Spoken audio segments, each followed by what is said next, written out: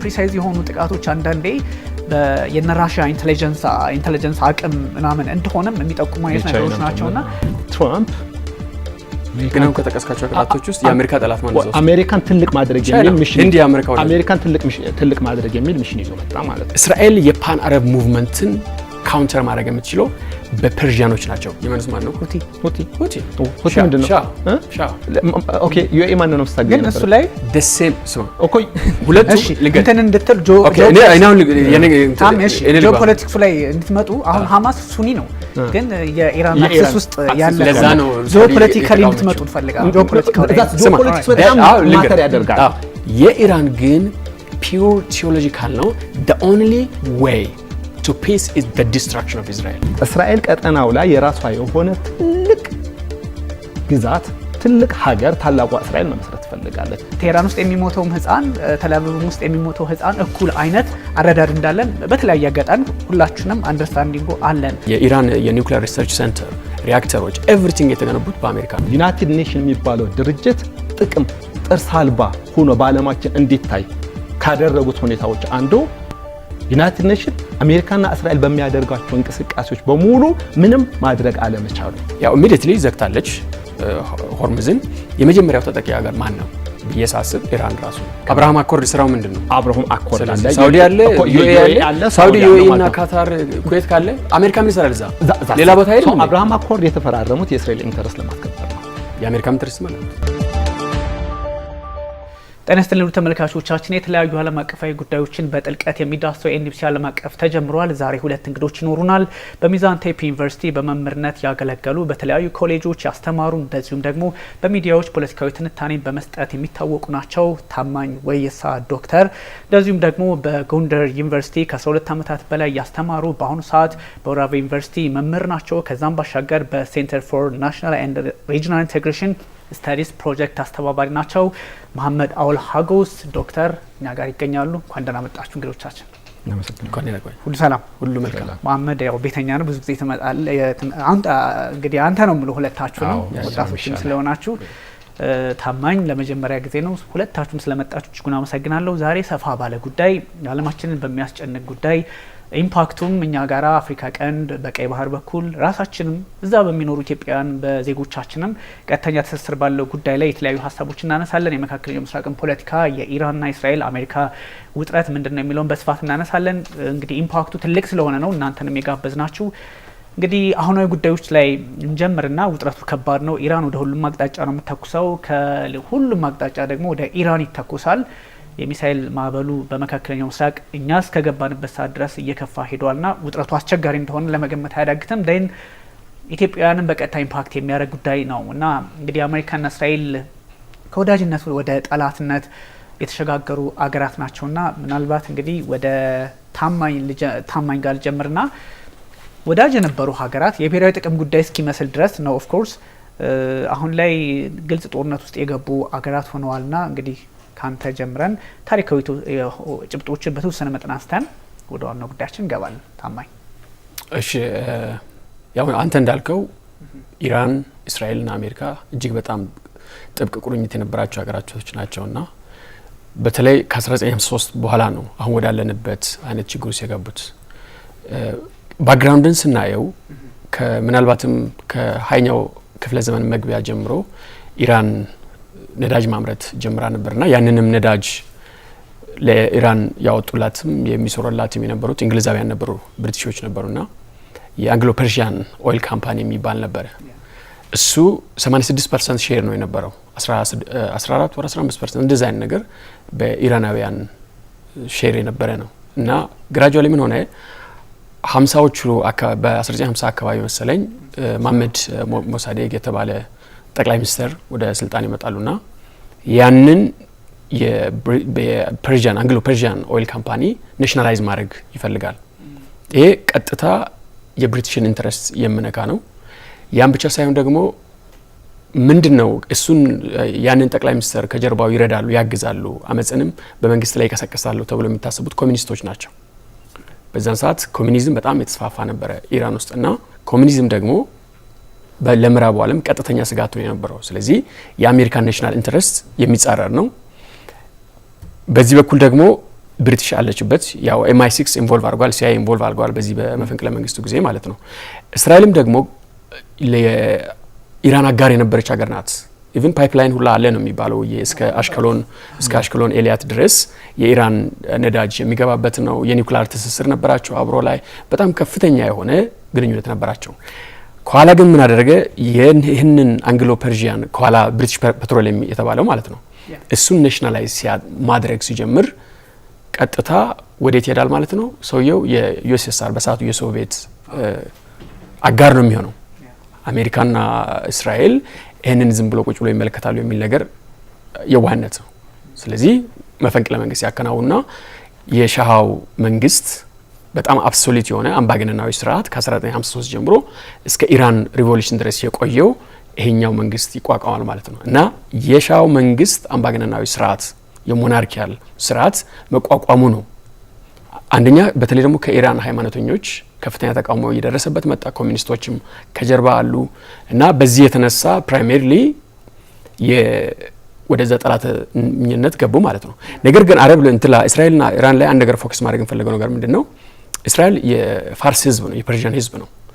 በሰዓቱ የአረብ ኔሽናሊዝም በከፍተኛ ሁኔታ በተለይ የናስራውያን የገማል አብደላ ናስር አረብን በሙሉ አንድ አድርጎ የሆነ ፓን አረብ ሙቭመንት የመመስረትና ይሄ ደግሞ ቀጥታ አገንስት እስራኤል ነው የሚሆነው። ምክንያቱም የመጀመሪያም ሁለተኛም ሶስተኛም አራተኛም የአረብ ጦርነት የፓን አረቦች በገማል አብደላ ናስር የተቀናጀ ጦርነት ነው። እስራኤል የፓን አረብ ሙቭመንትን ካውንተር ማድረግ የምትችለው በፐርሺያኖች ናቸው። ፐርሺያኖች የፓን አረብዝም በነገራችን ላይ ለእስራኤልም ለፐርሺያኖችም ስጋት ነው። ስለዚህ አንድ የፐርሺያን ፕሮ እስራኤል የሆነ ረጂም ኢራን ላይ ማስቀመጥ ኢትስ ኖርማል ጂኦፖለቲካል ኢንተረስት አንጻር ከእስራኤል አንጻር ኢትስ ኖርማል ብዬ ነው የምወስደው። ይሄ ነው ባክግራውንዱ እንትን ለማለት ባክግራውንዶች ላይ ተወሰነ ሀሳብ ቴንክ ዩ። ምናልባት ወደ ባክግራውንዱ ከመግባቴ በፊት አሁን ያለውን ወቅታዊ ሁኔታ በተወሰነ መልኩ አንስተን ወደ ሂስቶሪካል ዳራው መግባት እንችላለን የሚል እምነት አለኝ። በተለይ ከፌብሩዋሪ 28 26 አካባቢ ጀምሮ የምናያቸው እዛው ቀጠና ላይ እየተፈጠሩ ያሉ በጣም ትላልቅ ለውጦች አሉና ዳይናሚክሱን በራሱ በጣም ከባድ ዳይናሚክስ ነው እየታየ ያለና እንዲሁ በቀላሉ የሚታይ አይደለም። በተለይ ይሄ ኦማን ላይ ድርድር እየተደረገ ባለበት ሁኔታ አክቹአሊ ካሁን በፊትም ኳታር ላይ ድርድር እየተደረገ ባለበት ሁኔታ ነበረ ኢራን በኒውክሌር እንትኑ የተመታውና ዘሴም ታይም አሁንም ኦማን ላይ ድርድር እየተደረገ ያለ ተስፋ ሰጭ ሆኖ ወደ ሰላም ሊመጣና እየተባለ ባለበት ሁኔታ ነበረ እስራኤል ፌብሩዋሪ 28 ወይም የካቲት 21 2018 በኢትዮጵያ አቆጣጠር ይሄ የአሜሪካኖች የኦፕሬሽን ኤፒክ ፊሪ የሚሉት ወይም እስራኤሎች ደግሞ ኦፕሬሽን ሮሪንግ ላዮን አይነት ነገር የሚሉት ወይም በኋላ ላይ ኢራናውያን የኦፕሬሽን ትሩ ፕሮሚስ አራተኛ ብሎ የጀመሩትን እንቅስቃሴ ተጀምረው ማለት ነው። ሶ ይህንን ከዛ ጊዜ ጀምሮ ቀጠናው ላይ የምናያቸው በጣም ብዙ ጥፋቶች እየተፈጸሙ ነው። ካሚኒም ተገድለዋል፣ የኢራን አያቶላ ተገድለዋል፣ ሌሎች ከፍተኛ የሆኑ የኢራን ባለስልጣናት ተገድለዋል። በሚናብ ትምህርት ቤቶችም ወደ 180 ምናምን ህጻናት ትምህርት ቤት ላይ ተገድለዋል። በአጠቃላይ ወደ 1230 የሚሆኑ ኢራናውያንም ተገድለዋል። ኢራንም በተለያዩ አቅጣጫዎች ወደ ቀጠናው ላይ ወደሚገኙ የተለያዩ የገልፍ ሀገራትም ባህሬን፣ ኳታር፣ ሳውዲ አረቢያ፣ ዮርዳኖስ፣ ኢራቅ የምንላቸው በተከታታይ የሆኑ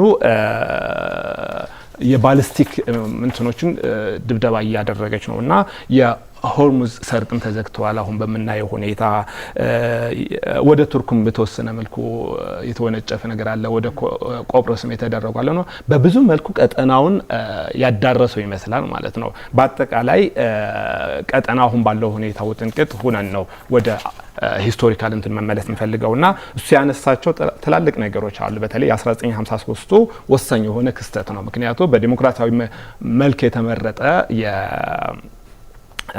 ሞሳዲቅን መንግስት በኃይል ገርስሰው ነበረ። አሜሪካ፣ እስራኤል እና ብሪቲሽ አንድ ላይ በመተባበር ያወረዱት ማለት ነው። ቅድም ያነሳቸው ከነዳጅ ጋር የተያያዙ ባክግራውንዶች ሆልድ ያደርጋሉ። ትክክለኛ የሆኑ ምክንያቶች ናቸው።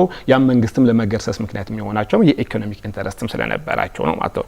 ስለዚህ ያ ተከትሎ ኢራናውያን ይህንን አውርደው አሜሪካኖች የሻህ ስርወ መንግስት ያመጡበት ሁኔታ እናያለን ማለት ነው። ይህ የሻህ ስርወ መንግስት በጣም አምባገነን የሆነ ሞናርካል የሆነ ስርዓት ነው ለረጅም አመታት ኦልሞስት ለ25 አመታት ኢራናውያን በሞናርካል ሲስተም እንዲተዳደሩ የተደረገበት ሁኔታ እንዳለው ነው የምናየውና አይ ቲንክ ይህን ነው የመጀመሪያም ትልቁ ቁስል ኢራናውያንም እንደ ትልቁ ውርደት አድርገው በአሜሪካና በእስራኤል ላይም ትልቅ ቂም ቋጥረው በኋላ ላይ ሞት ለእስራኤል ሞት ለአሜሪካ የሚሉ መፈክሮች ማንግበው እንዲነሱ የሚያደርጓቸው ይህ የ1953ቱ ክስተት ይመስለኛል ማለት ነው። ስለዚህ ይህን ከተከተሉ 1979 የሚመጣው ነገር አለ ማለት ነው። ስለዚህ የኢራን አብዮት ሻህን ከስልጣን ሲያወርድ እናያለን ማለት ነው። ትልቁ የዓለማችን ሪቮሉሽን አብዮት ተብሎ ከሚጠቀሱ ይህ የኢራን አብዮት ነው። ምናልባትም አንዳንዴ the most successful revolution ብለው ሲጠቅሱት እናያለንና the most successful revolution in the history of ማን ተብሎም ሲጠቀስ እናያለንና ይሄ የሻህ ስርወ መንግስት ከስልጣን እንዲወርድ የተደረገበት አብዮቱ ነው ይህንን ያመጣውና ስለዚህ ለምንድን ነው ኢራናውያን በሻህ ስርወ መንግስት ያመጹት ስንል በወቅቱ ኢራናውያን የሻህ ስርወ መንግስት እንደ የምዕራባውያንን ፖፔት ወይም የምዕራባውያን ተላላኪ አድርገው ነበር ሲመለከቱት ነበር። የኢራናውያን ጥቅም የሚያስከብር ስርዓት ሳይሆን የምዕራባውያንን ተልእኮ የሚያስፈጽም ሌሎችም ከሴኩላሪዝም ከርዕዮተ ዓለምም ከካልቸር አንፃር ሞር ኦፍ ወደ ዌስተርን ወርልድ የተጠጋ ስለነበር የሻሁን ስርዓት አልተመቻቸውም ነበር ማለት ነው። ስለዚህ 1979 አብዮቱ መጣ፣ የሻሁ ስርዓት ተገረሰሰ ማለት ነው። ዘን 1980ዎቹ ላይ ስንመጣም የኢራቅና ኢራን ጦርነት ላይም አለ። ያኔ አሜሪካኖች ኢራንን አይሚን ሳዳም እንደግፈው የቆሙበት ሁኔታ እናያለን። 20ዎች ላይም ኢራን በኢራቅ ውስጥ አሜሪካን የሚዋጉ ሚሊሻዎች መደገፍ ጀመረች። 20ዎች ላይም እንደገና ትራምፕ ጀነራል ስላይማን ሲገድል እናያለን። 2023 ላይም የጋዛ ጦርነት ሲመጣ እናያለን። በጣም ሁኔታውን እየተባባሰ እንዲሄድ የሚያደርገው ማለት ነው። ስለዚህ እስራኤል ላለፉት 3 አመታት በጋዛውያን ላይ ከባድ የሆነ እልቂት ስትፈጽም እናያለን። እናም በቀጠናው ላይ የሚገኙ ኢራን ይደገፋሉ ተብሎ የሚታሰቡ ፕሮክሲ ኃይሎች የሚባሉ እንደነ ሐማስ እንደነ ሂዝቦላህም እነሱን ኢላማ ያደረጉ የተለያዩ ጥቃቶች በተደጋጋሚ ኢራን ስትፈጽም አይተናታል ማለት ነው። ስለዚህ መጨረሻው 2025 ላይ የዛሬ አመት የነበረው ደግሞ ይሄ የ12 ቀን ጦርነት የምንለው ሁኔታ ሲመጣ እናያለን ማለት ነው። ያኔም ልክ እንዳሁኑ ድርድር ላይ ያሉ ትልቅ በደል ወይም ክህደት ተፈጸመብን ነው የሚሉት ኢራናውያንና ምክንያቱም ድርድር ተቀምጦ ባሉበት ሁኔታ ትላልቅ የኢራን ወታደራዊና ሌሎች አመራሮች ተገደሉ ማለት ነው። ስለዚህ አሁን ያለበት ሁኔታ ደርሰናል ማለት ነው። በጣም ጥሩ ራፓፕ ነው ያረጋችሁኝ ሁለታችሁም። ይሄኛው ጉዳይ እንዳላችሁት ክሪቲካል ታይሞች አልፈዋል። 1953 ላይ ያለው መፈንቅለ መንግስት ከዛ 67 የአቶም ፎር ፒስ በሚለው አማካኝነት ያለው የአቶሚክ ስምምነት ራሳቸው ምዕራባውያን ለኢራን የኒውክሌር እውቀቱን ነው የሰጧት። ከዛ 1979 ላይ የአያቶላ እንግዲህ ሩሃላ ሆምኒ የሚባሉት የመጀመሪያው መጡ።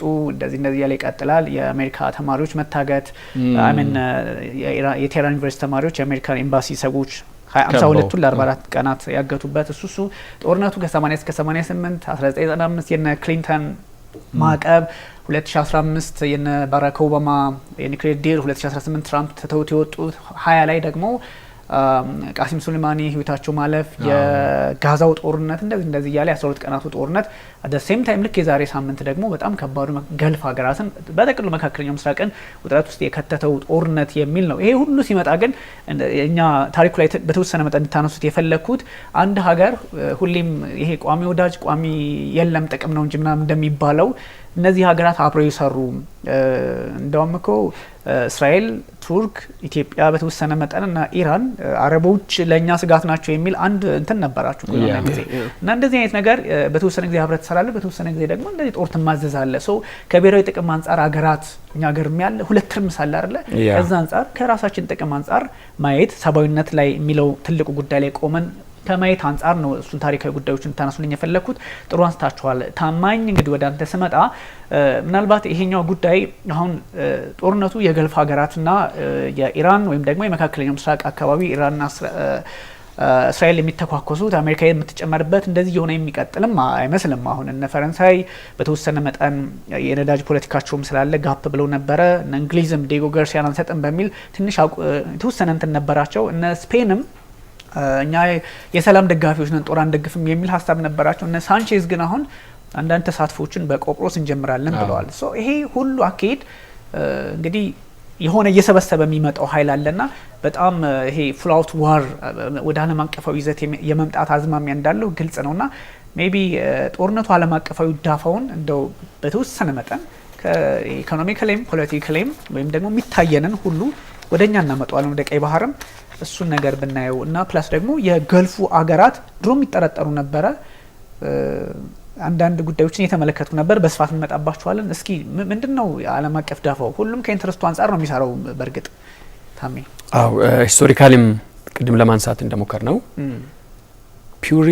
ፒውር የሆነ የጂኦ ፖለቲካል ኢንትረስት ነው የሚመለከተው ኮሚኒስቶች ነበሩ በሶቪየቶች እዛው ኢራን ውስጥ ዌስተርኖች ነበሩ አሜሪካና ብሪቴን የሚመሩት ከዛ ደግሞ እስራኤል የራሷ ደግሞ ኢንትረስት አላት ራሷን ከአረቦች ለመከላከል ሻው ይጠቅመኛል ታርኪዎች ይጠቅመኛል ብላ የተቀመጠችበት ማለት ነው እና ትንሽ ከሱ ጋር የማልስማማው ነገር ምንድነው ማለት የኢራኒያን ሪቮሉሽን the most successful revolution ነው የሚለውን እሱን አልስማማም ምንም ሰክሰስፉል የሚያስብል ምንም ነገር ያለ አይመስለኝም በምንድነው በቴክኖሎጂ ነው በልማት ነው በምንድነው ምንም ሰክሰስፉል ሳይሆን ኢቭን ኢራን በሻህ ጊዜ የነበረችበት ዘመን ቴክኖሎጂካሊ የተሻለ ነው ቀደም እንዳልከው ኦፍ ኮርስ አሜሪካውያን ከፍተኛ የሆነ ማለንዋይ አፍሰዋል ለምሳሌ የኢራን የኒውክሊየር ሪሰርች ሴንተር ሪአክተሮች ኤቭሪቲንግ የተገነቡት በአሜሪካ ነው 93% enriched የሆነ ዩራኒየም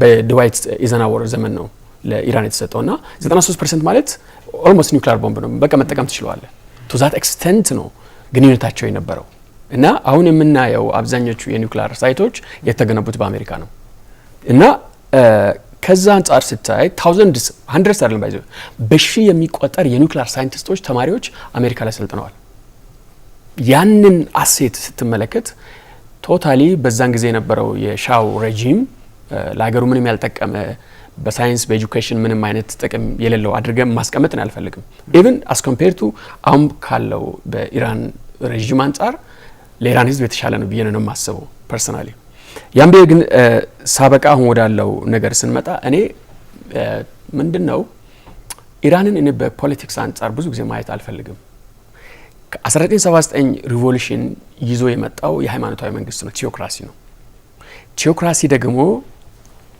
ፖለቲክስንም ሆነ ምንንም ነገር የሚተረጎመው ኢንተርፕሬት የሚያደርገው ከሃይማኖት አንፃር ነው ስለዚህ አገሪቱ የሚመራው አያቶላ በሚባል ሱፕሪም ሊደር ተብሎ ከሁሉ በላይ ከህግ በላይ ከህገ መንግስት በላይ ከፓርላማ በላይ ከምንም በላይ ሆኖ የተቀመጠ ኃይል ነው ያንን በምን ወይ ነው ጂኦፖለቲካል ኢንተረስት የሚተረጎመው ስለዚህ እኔ ምንድነው የሚያምነው ለምሳሌ ዴስቱ አሜሪካና ዴስቱ እስራኤል የሚል እንትና ለማፈክር አለው ያውን 1953 የወለደው አይደለም በ1953 በኮሙኒስት የሚገዛው ጠቅላይ ሚኒስተር ከስልጣን ስለተወገደ አይደለም ይሄ ቲዮሎጂ ነው በኢራን በኩል ሃይማኖታዊ ነው በዚህ ደግሞ በእስራኤል በኩል አክት የሚያደርገው ደግሞ በጂኦፖለቲካል ኢንተረስት ነው ኢራን በሰላምና አድቫንስድ የሆነ ሀያልና ታላቅ አገር ሚድል ኢስት ውስጥ ካለ እስራኤል ሰርቫይቭ አላደርግም ብሎ ያምናል እስራኤልን ከፖለቲካ ካርታ እንፍቃለን አህመዲነጃድ ለምሳሌ እስራኤል ከዚህ ዓለም ላይ መፋቅ አለባት this is our national interest ብሎ ነው የሚያምነው የትኛው እስላማዊ ሀገር እስራኤልን as a state recognize ማድረግ የለበትም በቃ ቶታል ኢሊሚኔሽን ነው እንግዲህ አረቦች ጋር ተረዳለ አረቦች ምንድነው የሚሉት ወደ 1967 ቦርደር ተመለስ ይላል ከኛ ጋር ሰላም ለመፍጠር ከፈለጋችሁ ኢየሩሳሌምን ግማሽ ይጥላል ዌስት ባንክ ለቀ ምናምን ውጣ ይላል ከዛ ኋላ ሰላም እናረጋለን ይላሉ ግብጾች ሳውዲዎች ዩኤኢዎች ሌሎችም የኢራን ግን ፒውር ቲዮሎጂካል ነው the only way to peace is the destruction of Israel እንደዛም ነው የሚናገሩ ስለዚህ ከዛ አንፃር ብናየው በጣም ኢዚ ይሆናል ብዬ ነው ማስበው አሁን ይሄንን ኢንተርፕሬቴሽን ይዘን ለምንድን ነው ታዲያ ሳውዲዎች ላይ ካታሪዎች ላይ ምና ሁሉ ላይ የሚተኩሱበት ምክንያት እስራኤልን ይደግፋሉ በሚል የአሜሪካ ቤዝን ሆስት አድርገዋል በሚል ነው እንጂ ኦሬዲ ይሄ ምገርማችሁ መሰለ እነዚህ ሀገራቶች አረብ ሀገራቶች እስራኤል የኛን ቤዝ አሜሪካ የኛን ቤዝ ተጠቅማ ኢራንን ማጥቃት አትችልም ብሎ ከልክለዋል ሶ እነዚህ ይሄ የኢራኑ ሬጂም ግን ምን ይፈልጋል የሚፈልገውን ይሄ አፖካሊፕቲክ የሆነ ለውጥ ለማምጣት ኤቭሪባዲ ጋር መታኮስ አለበት እና ሞር ኦፍ ሪሊጂየስ ፋናቲሲዝም ስለሆነ ያንን ቶታል ዲስትራክሽን በሚድል ኢስት ላይ ካላመጣ የራሱን እንትን ያሳካል ብሎ ስለማያምን ይመስለኛል። እኔ ሌላም ፐርስፔክቲቭ አለ ኦፍ ኮርስ ማመድ ሊያነሳችሁ ይችላል። ግን ታማኝ ብዙ እንደዚህ አይነት ነገሮች አሁናዊ ሁኔታዎች ያው አያቶላ አሰራሩ አያቶላ ሲባል እንግዲህ በአብዛኛው ከ1979 በኋላ የመጡትን ሁለቱን ነው የምናውቀው። ከዛ ደግሞ ሶስተኛው ኦፍ ኮርስ እንግዲህ ተመርጠዋል የሚሉም አሉ፣ ሊመረጡም ይችላሉ የሚሉ አሉ። ፐብሊክ አልሆነም እንጂ ተመርጠዋል የሚባል መረጃዎችም አሉ። ኤኒዌይ እሱን የምንመለከተው ይሆናል።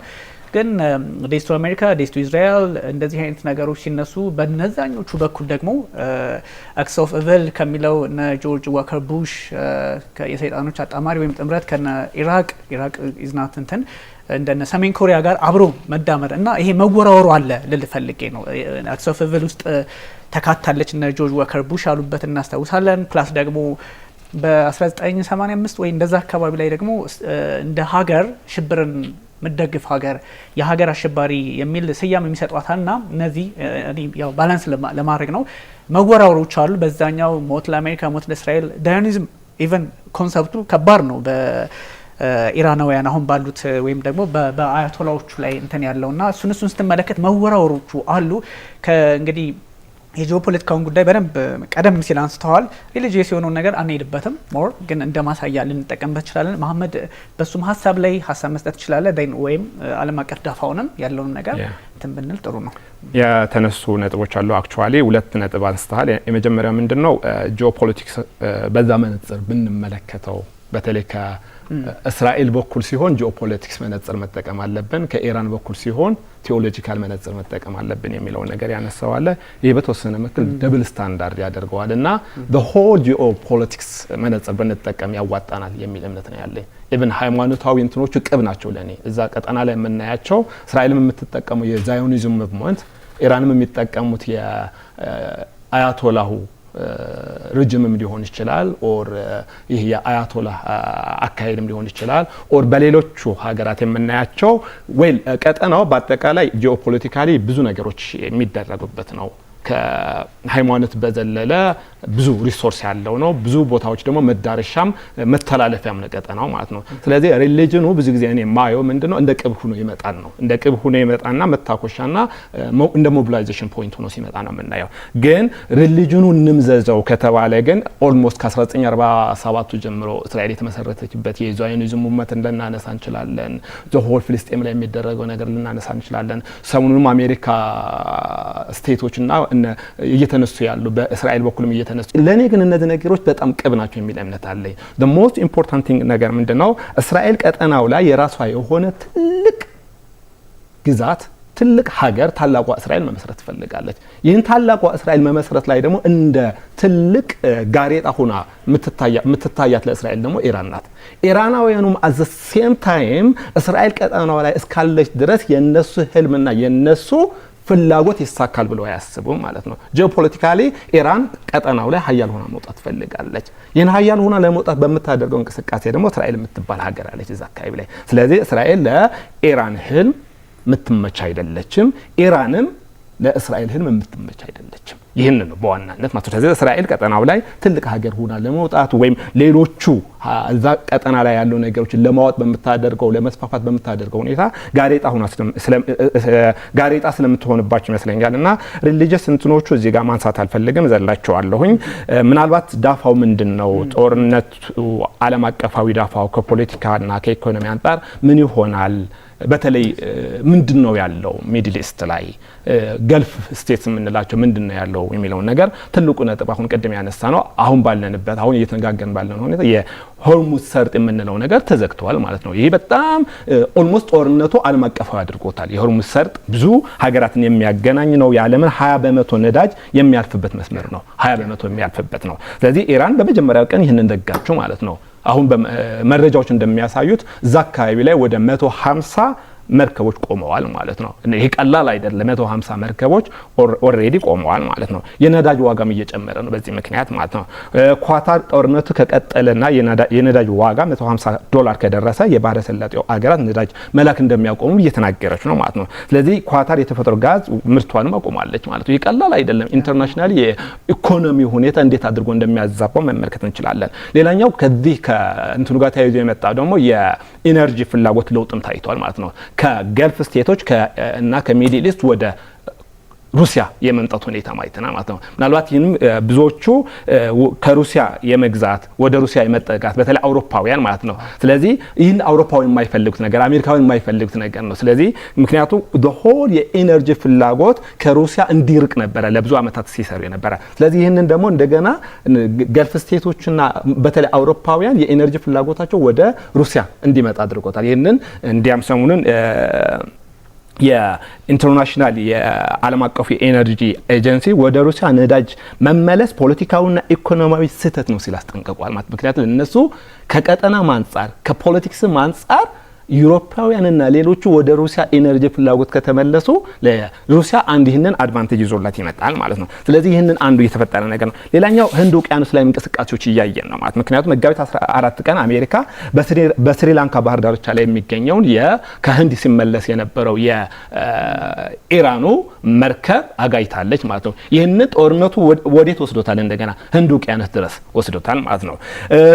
ካስፒያን ባህር ላይ ጦርነቱ እዛም ድረስ እየደረሰ ነው። ምክንያቱም ቱርክ ከቱርክ ቋንቋ ተናጋሪዎች ካለው ሀገራት ጋር የተገናኘ ስለ ቱርክ ላይ የሚሰነዘረው ወይም ወደ ቱርክም የተወነጨፈ ሚሳኤል አለ እየተባለ ነው። ዊ ዶንት ኖ ከኢራን ነው የተወነጨፈው ወይም ከሌላ እስካሁን ግልጽ አይደለም። አንዳንዶቹ ከሌላ ነው ከኢራን አይደለም እያሉ ነው። ዋትኤቨር ግን ወደ ቱርክ የተወነጨፈ ሚሳኤል አለ which is ቱርክ ደግሞ የኔቶ እንትን የምትሆንበት ሁኔታ ስላለ ማለት ነው። ወደ ምስራቅ ሜዲተራኒያን የምናያቸው እንቅስቃሴዎች አሉ። ወደ ኮፕሮስ ምናምን ላይም የተወነጨፈ ነገር አለ። ሶ ዘ ሆል ጦርነቱ ከሚድል ኢስት ከገልፍ አልፎ ምናምን ብዙ ቦታዎችን እያዳረሰ ነው። ኢኮኖሚካሊ ስናየው ደግሞ በመጀመሪያ 3 ቀናት በመጀመሪያ 100 ሰዓታት በምንለው $3.7 ቢሊዮን አሜሪካ ከስራለች ማለት ነው። ስለዚህ ይህንን እንዳለ ቀጠናው እንዴት አድርጎ ዳፋውን እያዳረሰ እንዳለ መመልከት እንችላለን ማለት ነው። ናይስ ጥሩ ነው። እንትኖቹ እነዚህ ዓለም አቀፋዊ ጫና ኦፍ ኮርስ ወዲያውኑ ነው ፊልም ማድረግ የተጀመረው።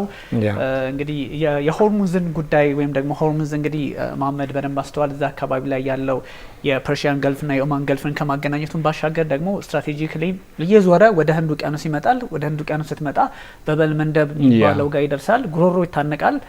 የቀይ ባህር ጉዳይ ጥያቄ ይሆናል። እኛም ከነዳጁም ከምኑ ከብዙ ፖለቲካ አንጻር ዳይሬክትሊ ኢምፓክትድ እንሆናለንና የሆርሙዝን ጣጣና እንደው ዓለም አቀፋዊ ዳፋውን በደንብ ጂኦፖለቲካው ላይ ልዩነት ካለንም እናወራበታለን። እሱ ላይ እንመጣበታለን። የሆርሙዝ መዘጋት አሁን ራሽያ ስትል የነዳጅ ከኢነርጂ ምርቶች ወይም ደግሞ ሽያጭ የማገኘው ገቢ ጨመረ የሚል ሀሳብ ስታነሳ በጣም አንዳንድ ሀገራት ድሮም የፖለቲካ ጉዳይ እንደዚህ ነው ኢራንን ፑቲን ችላሏት የሚል ሀሳብ እየሰማን ነበር። አት ዘ ሴም ታይም ደግሞ ራሽያ ለኢራን የሳተላይት ምስሎችን በመስጠት ባይዞ ፕሪሳይዝ የሆኑ ጥቃቶች አንዳንዴ የነራሽያ ኢንተለጀንስ አቅም ምናምን እንደሆነም የሚጠቁሙ አይነት ነገሮች ናቸውና አዎ እንደዚህ አይነት መረጃዎች የሲአይኤም ቢሮ ሳውዲ አረቢያ ላይ ስለተመታ ከዛ የሚመቱ ጥቃቶች ሁሉ ኢላማቸውን መጠበቃቸው ከነሱ ጋር የሴራ ትንታኔም ሊሆን ይችላል። ግን በጣም ታማኝ የሆኑ መረጃዎችን አገኘን ብሎ ነው ወደ ዋሽንግተን ፖስት ይዞት የወጣውና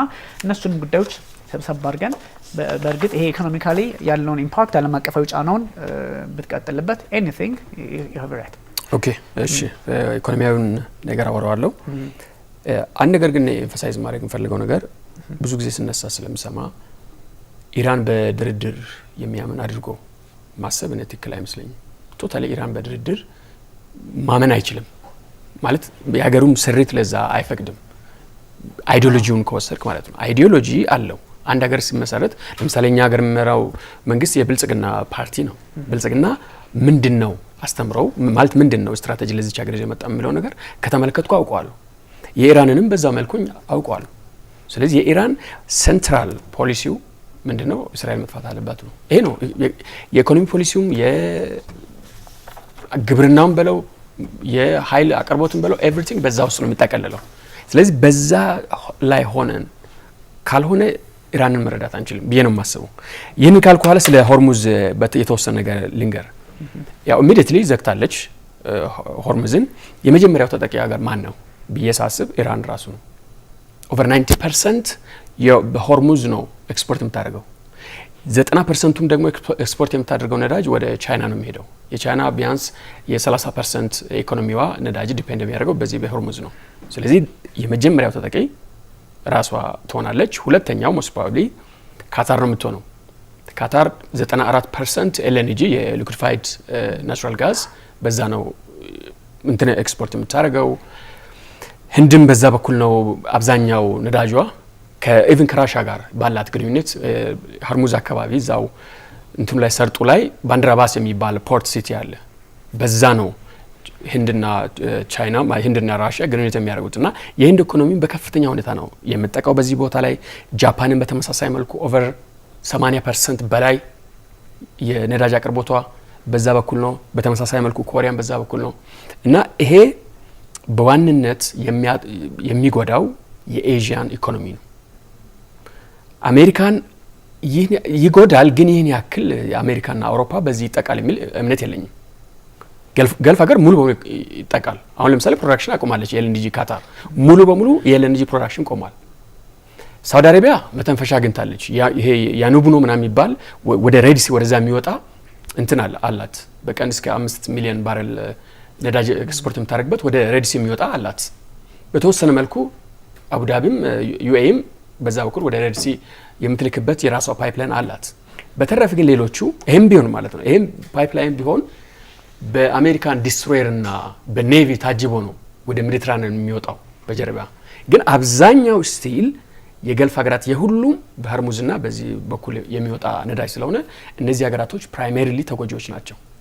ከዛ በኋላ ግን ወደ ሬድሲ ላይ ስትመለከት ኦልሞስት እንቅስቃሴ ቆማ። ሬድሲ ላይ ሁቲ ማንም አያልፍም ያለ ነው በዛ አካባቢ። የስዊዝ ካናል ላይ ያለውን እንቅስቃሴ ካየ ስዊዝ ካናል ከ70% በላይ የነዚህ ኮመርሻል ሺፕ እንቅስቃሴ ዲክላይን አድርጓል። ያለው አማራጭ ምንድነው? በዛ በታች በኬፕ ኦፍ ጉድ ሆፕ በሳውዝ አፍሪካ ዞሮ ነው ወደ አትላንቲክ እየወጣ ያለው እና የእንትኖቹ በሙሉ የሺፒንግ ኦሪጂናሊ ኖርማሊ የምናውቃቸው ሺፒንግ ላይኖች ዲስራፕት ሆነዋል። ከዚህ ሌላው ማነው ተጠቃሚ? ቅድም ስለ ራሽያ አንስታችኋል። ራሽያ ተጠቃሚ የሆነበት ምክንያት በዛ የካስፒያን ሲ አለ፣ በዛ በአዘርባይጃን፣ ቱርክሜኒስታን፣ ኡዝቤኪስታን ምናምን ያ መንገድ አሁን ከባድ የንግድ ቀጠና ሆኗል በአሁኑ ሰዓት። አብዛኛው አሁን ወደ አውሮፓ የሚሄደው የነዳጅ አቅርቦት በዛ ነው እያለፈ ያለው ነገር። እነሱ አሁን ምንድነው ያሰቡ ያሉት? ራሽያን ሳይነካ በዚህ በአዘርባይጃን በጆርጂያ ቲብሊሲ አድርጎ ወደ አውሮፓ የማስገባት ነገር ነው እየተመለከትን ያለ ነው እና ራሽያ ምናልባት ድጋሚ ወደዚህ ወደ ነዳጅ እንትኑ መግባቱ አይቀርም። አሁን ባለው ሁኔታ ግን አሜሪካ ኔት ፕሮዲዩሰር ነው የኢነርጂ። የአውሮፓ በተለይ የራሽያ ነዳጅ ከተቋረጠ በኋላ አውሮፓ በአብዛኛው ዲፔንድ ያደርገው የአሜሪካ ጋዝ ነው፣ የካናዳ ነው፣ የኖርዌይ ነው። ስለዚህ ኢን ተርምስ ኦፍ ይሄ ከኢንቨስትመንት አንጻር በተለይ ከኤነርጂ አንጻር የአሜሪካ ካምፓኒዎች የመልቲናሽናል ካምፓኒዎች እጅግ በጣም ትርፋማ ነው የሚሆኑት። ግን ለህዝቡ ደግሞ የኑሮ ውድነት ሊጨምር ይችላል። ምክንያቱም አብዛኛው ኢምፖርት የሚደረጉ የተለያዩ እቃዎች የፍጆታ ነገሮች ከቻይና ከምናምን ከኤዥያ ሀገራቶች ናቸው። ኤዥያ ሀገራቶች አብዛኛው የጥሬ ዕቃ ይሁን የኢንዱስትሪ ፕሮዳክቶች ይሁን ብዙ ነገር ለአውሮፓም ለአሜሪካም ቻይና ነው ሰፕላይ የምታደርገው። ስለዚህ የቻይና ኤነርጂ ሞር ኦር ለስ በአሁኑ ሰዓት አደጋ ላይ ነው። በዚሁ ከቀጠለ የቻይና ኤነርጂ አደጋ ላይ ነው። ኦፍ ኮርስ ሌላ ወይም ቻይና ማግኘቱ አይቀርም፣ ባይፓስ ማድረጉ አይቀርም። ግን ከአሜሪካ አንጻር ከኤነርጂ አንጻር አሜሪካ ሰክሰስፉል ነገር ትወጣዋለች። ኢኮኖሚው ግን ዳሜጅ ሊሆን ይችላል በተወሰነ መልኩ። ምክንያቱም የኑሮ ውድነት ይጨምራል፣ የተለያዩ ፕሮዳክቶች ዋጋ ይጨምራል የሚል ሀሳብ ነው ያለኝ። ጥሩ ድርድሩ ላይ እሺ፣ ምናልባት ኢራን በድርድር የምታምን ሀገር አይደለችም የሚለውን ድምዳሜ በጣም የተለጠጠ ድምዳሜ ነው የሚል እምነት አለ። ምክንያቱም ምንድነው ሆል አሁን ባለው ሁኔታ ዓለማችን ላይ እየታየ ያለው ምንድነው የትራምፕ ብቸኛ አድራጊ ፈላጭ ቆራጭ ሆኖ የመምጣት ሁኔታ ሩል ኦፍ ዘ ወርልድ የምንላቸውም እየተጣሱ ያሉት አሁን ባለው ሁኔታ የመጀመሪያው በአሜሪካ ነው፣ ሁለተኛው በእስራኤል ነው። ሩል ኦፍ ዘ ወርልድ ዩናይትድ ኔሽን የሚባለው ድርጅት ጥቅም ጥርስ አልባ ሆኖ በዓለማችን እንዲታይ ካደረጉት ሁኔታዎች አንዱ ዩናይትድ ኔሽን አሜሪካና እስራኤል በሚያደርጋቸው እንቅስቃሴዎች በሙሉ ምንም ማድረግ አለመቻሉ፣ በተለይ እስራኤል በብቸኝነት እንደፈለገችው መካከለኛ ምስራቅም ሌሎች ሀገራት ላይ ከፍተኛ የሆኑ ጥቃቶች በአየርም በምድርም የምታደርጋቸው የኢራን ኒውክሌር ሳይንቲስቶችም እስከ መግደል ኢንተርናሽናልም ዩኤንም ብዙ ክሶች ብዙ ወቀሳዎች በተደጋጋሚ የተነሱት ይወትናት በኢራን ላይ አልነበረም። በዋነኝነት አሁን ባለው ሁኔታ በትራምፕ ነው። ሁለተኛ በእስራኤል ላይ ነው። በተለይ ጋዛ ላይ እየሆነ ባለው ሁኔታ ዩናይትድ ኔሽን ምንም ማድረግ ያልቻለበት አንዱ ምክንያት ምንድነው?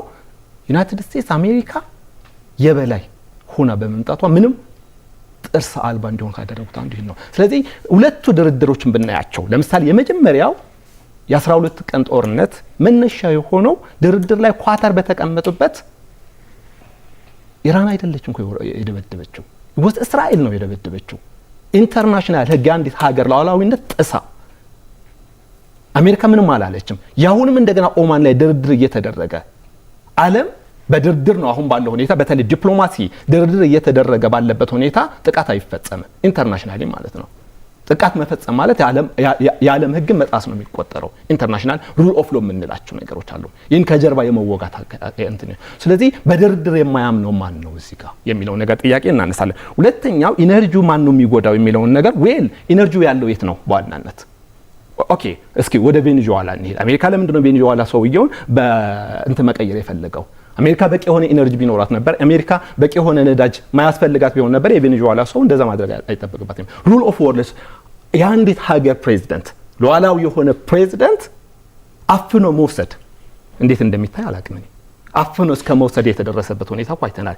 ያም ነዳጅ ኢሹ እንደሆነ በተደጋጋሚ ታይቷል። ዘኔ የቬኔዙዌላ ሰው አፍኖ ከወሰዱ በኋላ ምንድነው የተደረገው? ኢሚዲየትሊ የአሜሪካ ኮርፖሬት ድርጅቶች ገብተው መዝረፍ ተጀመረ ማለት ነው። አሁንም ወደ ኢራኑ ጦርነት ስንመጣ መጀመሪያ ላይ ሲነሱ የነበረው ለኢራኑ ጦርነት መነሻ ተብሎ ሲነሱ ከነበረው አንዱ ምንድነው? የኒውክሌር ኢሹ ነው ሲነሳ የነበረው ማለት ነው። ኒውክሌር ቦምብ ኢራን የኒውክሌር ቦምብ ታጥቃለች የሚለውን ነገር which is actually ይህንን ጦርነት የአሜሪካ ጦርነት ብዬ አላስብም። የእስራኤል ጦርነት ነው። አሜሪካ የእስራኤል ጦርነት ነው እያደረገች ያለችው ማለት ነው። ምክንያቱም ላለፉት 20-30 ዓመታት ቤንያሚን ኔታንያሁ ሲያነሳቸው የነበሩ ክስቶች አሉ ኢራን ላይ ማለት ነው። በቃ ኢራን ቦምብ ከታጠቀች ኢራን ኒውክሌር ከታጠቀች ሊያጠፉን ነው ምናምን የሚላቸው ነገሮች ነው። ስቲል ግን ኢንተርናሽናሊ ይህንን ኢራን ቦምብ ልትታጠቅ ትችላለች ወይም አሜሪካ ልታጠቃት ትችላለች የሚል ኢንተርናሽናሊ የተገኘ አንድ ማስረጃ አለ። የሲአይኤ ማስረጃ እንትን መውሰድ እንችላለን። የኢንተርናሽናል አቶሚክ ማስረጃዎች መውሰድ እንችላለን ማለት ነው። ኢቭን የተለያዩ የሴኔት አካላትም ኢራን ለአሜሪካ ስጋት አይደለችም እየተባለ ነው ይህንን ጥቃት የተፈጸመው ማለት ነው። ሶ ይህን ጦርነት የማን ጦርነት ነው ከተባለ እኔ አሜሪካ የእስራኤልን ጦርነት የኔታንያሁን ጦርነት ነው በእጁ ጎትቶ ነው ላይክ እንትና ማን ነው የአሜሪካው እንትና ይሄ ማን ነው ሩቢዮ ምንድነው ያለው? የእስራኤል ጫና ነው ይሄን ወደዚህ ጦርነት የገባ ነው አለ። ዘን መጣና ትራምፕ ነው በእስራኤል ጫና አይደለም እኔ ነኝ ጫና ያደረኩባቸው ወደሚል ነገር አመጣው ማለት ነው። ስለዚህ እነዚህ ነገሮች በትክክል ካየናቸው እንዲያም ሰሞኑን የብሔራዊ የኢራንና አሜሪካ ምክር ቤት ጀማል አብዲ አንድ ነገር ብሏል። ይህ የኔታንያሁ ጦርነት ነው ያሉት። ትራምፕ ግን አሜሪካውያን ለጦርነቱ እየተጠቀመባቸው ነው። ኔታንያሁ ትራምፕን ወደ ጦርነቱ እንዲገባ ከፍተኛ ግፊት ሲያደርጉ መቆየታቸው ይነገራል ነው የሚለው ሰውዬ። ሌላው ቀርቶ ታዋቂው ፖለቲካ ተንታኝ ታከር ካርለርን ሰሞኑን ሲጽፋቸው የነገረው ነገሮች ካያቸው ማለት ነው። አዎ አሜሪካ ጦርነቱን የጀመረችው እስራኤል ጠቅላይ ሚኒስትር ቤንያሚን ኔታንያሁ ስለጠየቁ እንጂ አሜሪካ ስለፈለገች አይደለም ሲል ተከራክሯል ማለት ነው። ሶ ይሄን እነዚህ ነገሮች በደንብ አድርገን ብናያቸው ደስ ይላል። እዚህ ላይ ትንሽ ሪፕላይ አድርገን እኔም ማለት እንዴት አድርገን እንትን እንደምንል ባላቅም ኦፊሻሊ ፓርላማ ተሰባስቦ ዴስቶ አሜሪካ ሲል ነው የሚውለው። ሌላ ስራ የለውም። የኢራን ፓርላማ አንድ የረባ ነገር ሲሰራ አይታይም። ይከፈታል ዴስቶ እስራኤል ዴስቶ አሜሪካ ቀን ሙሉ እንደዛ ብለው ይውላል።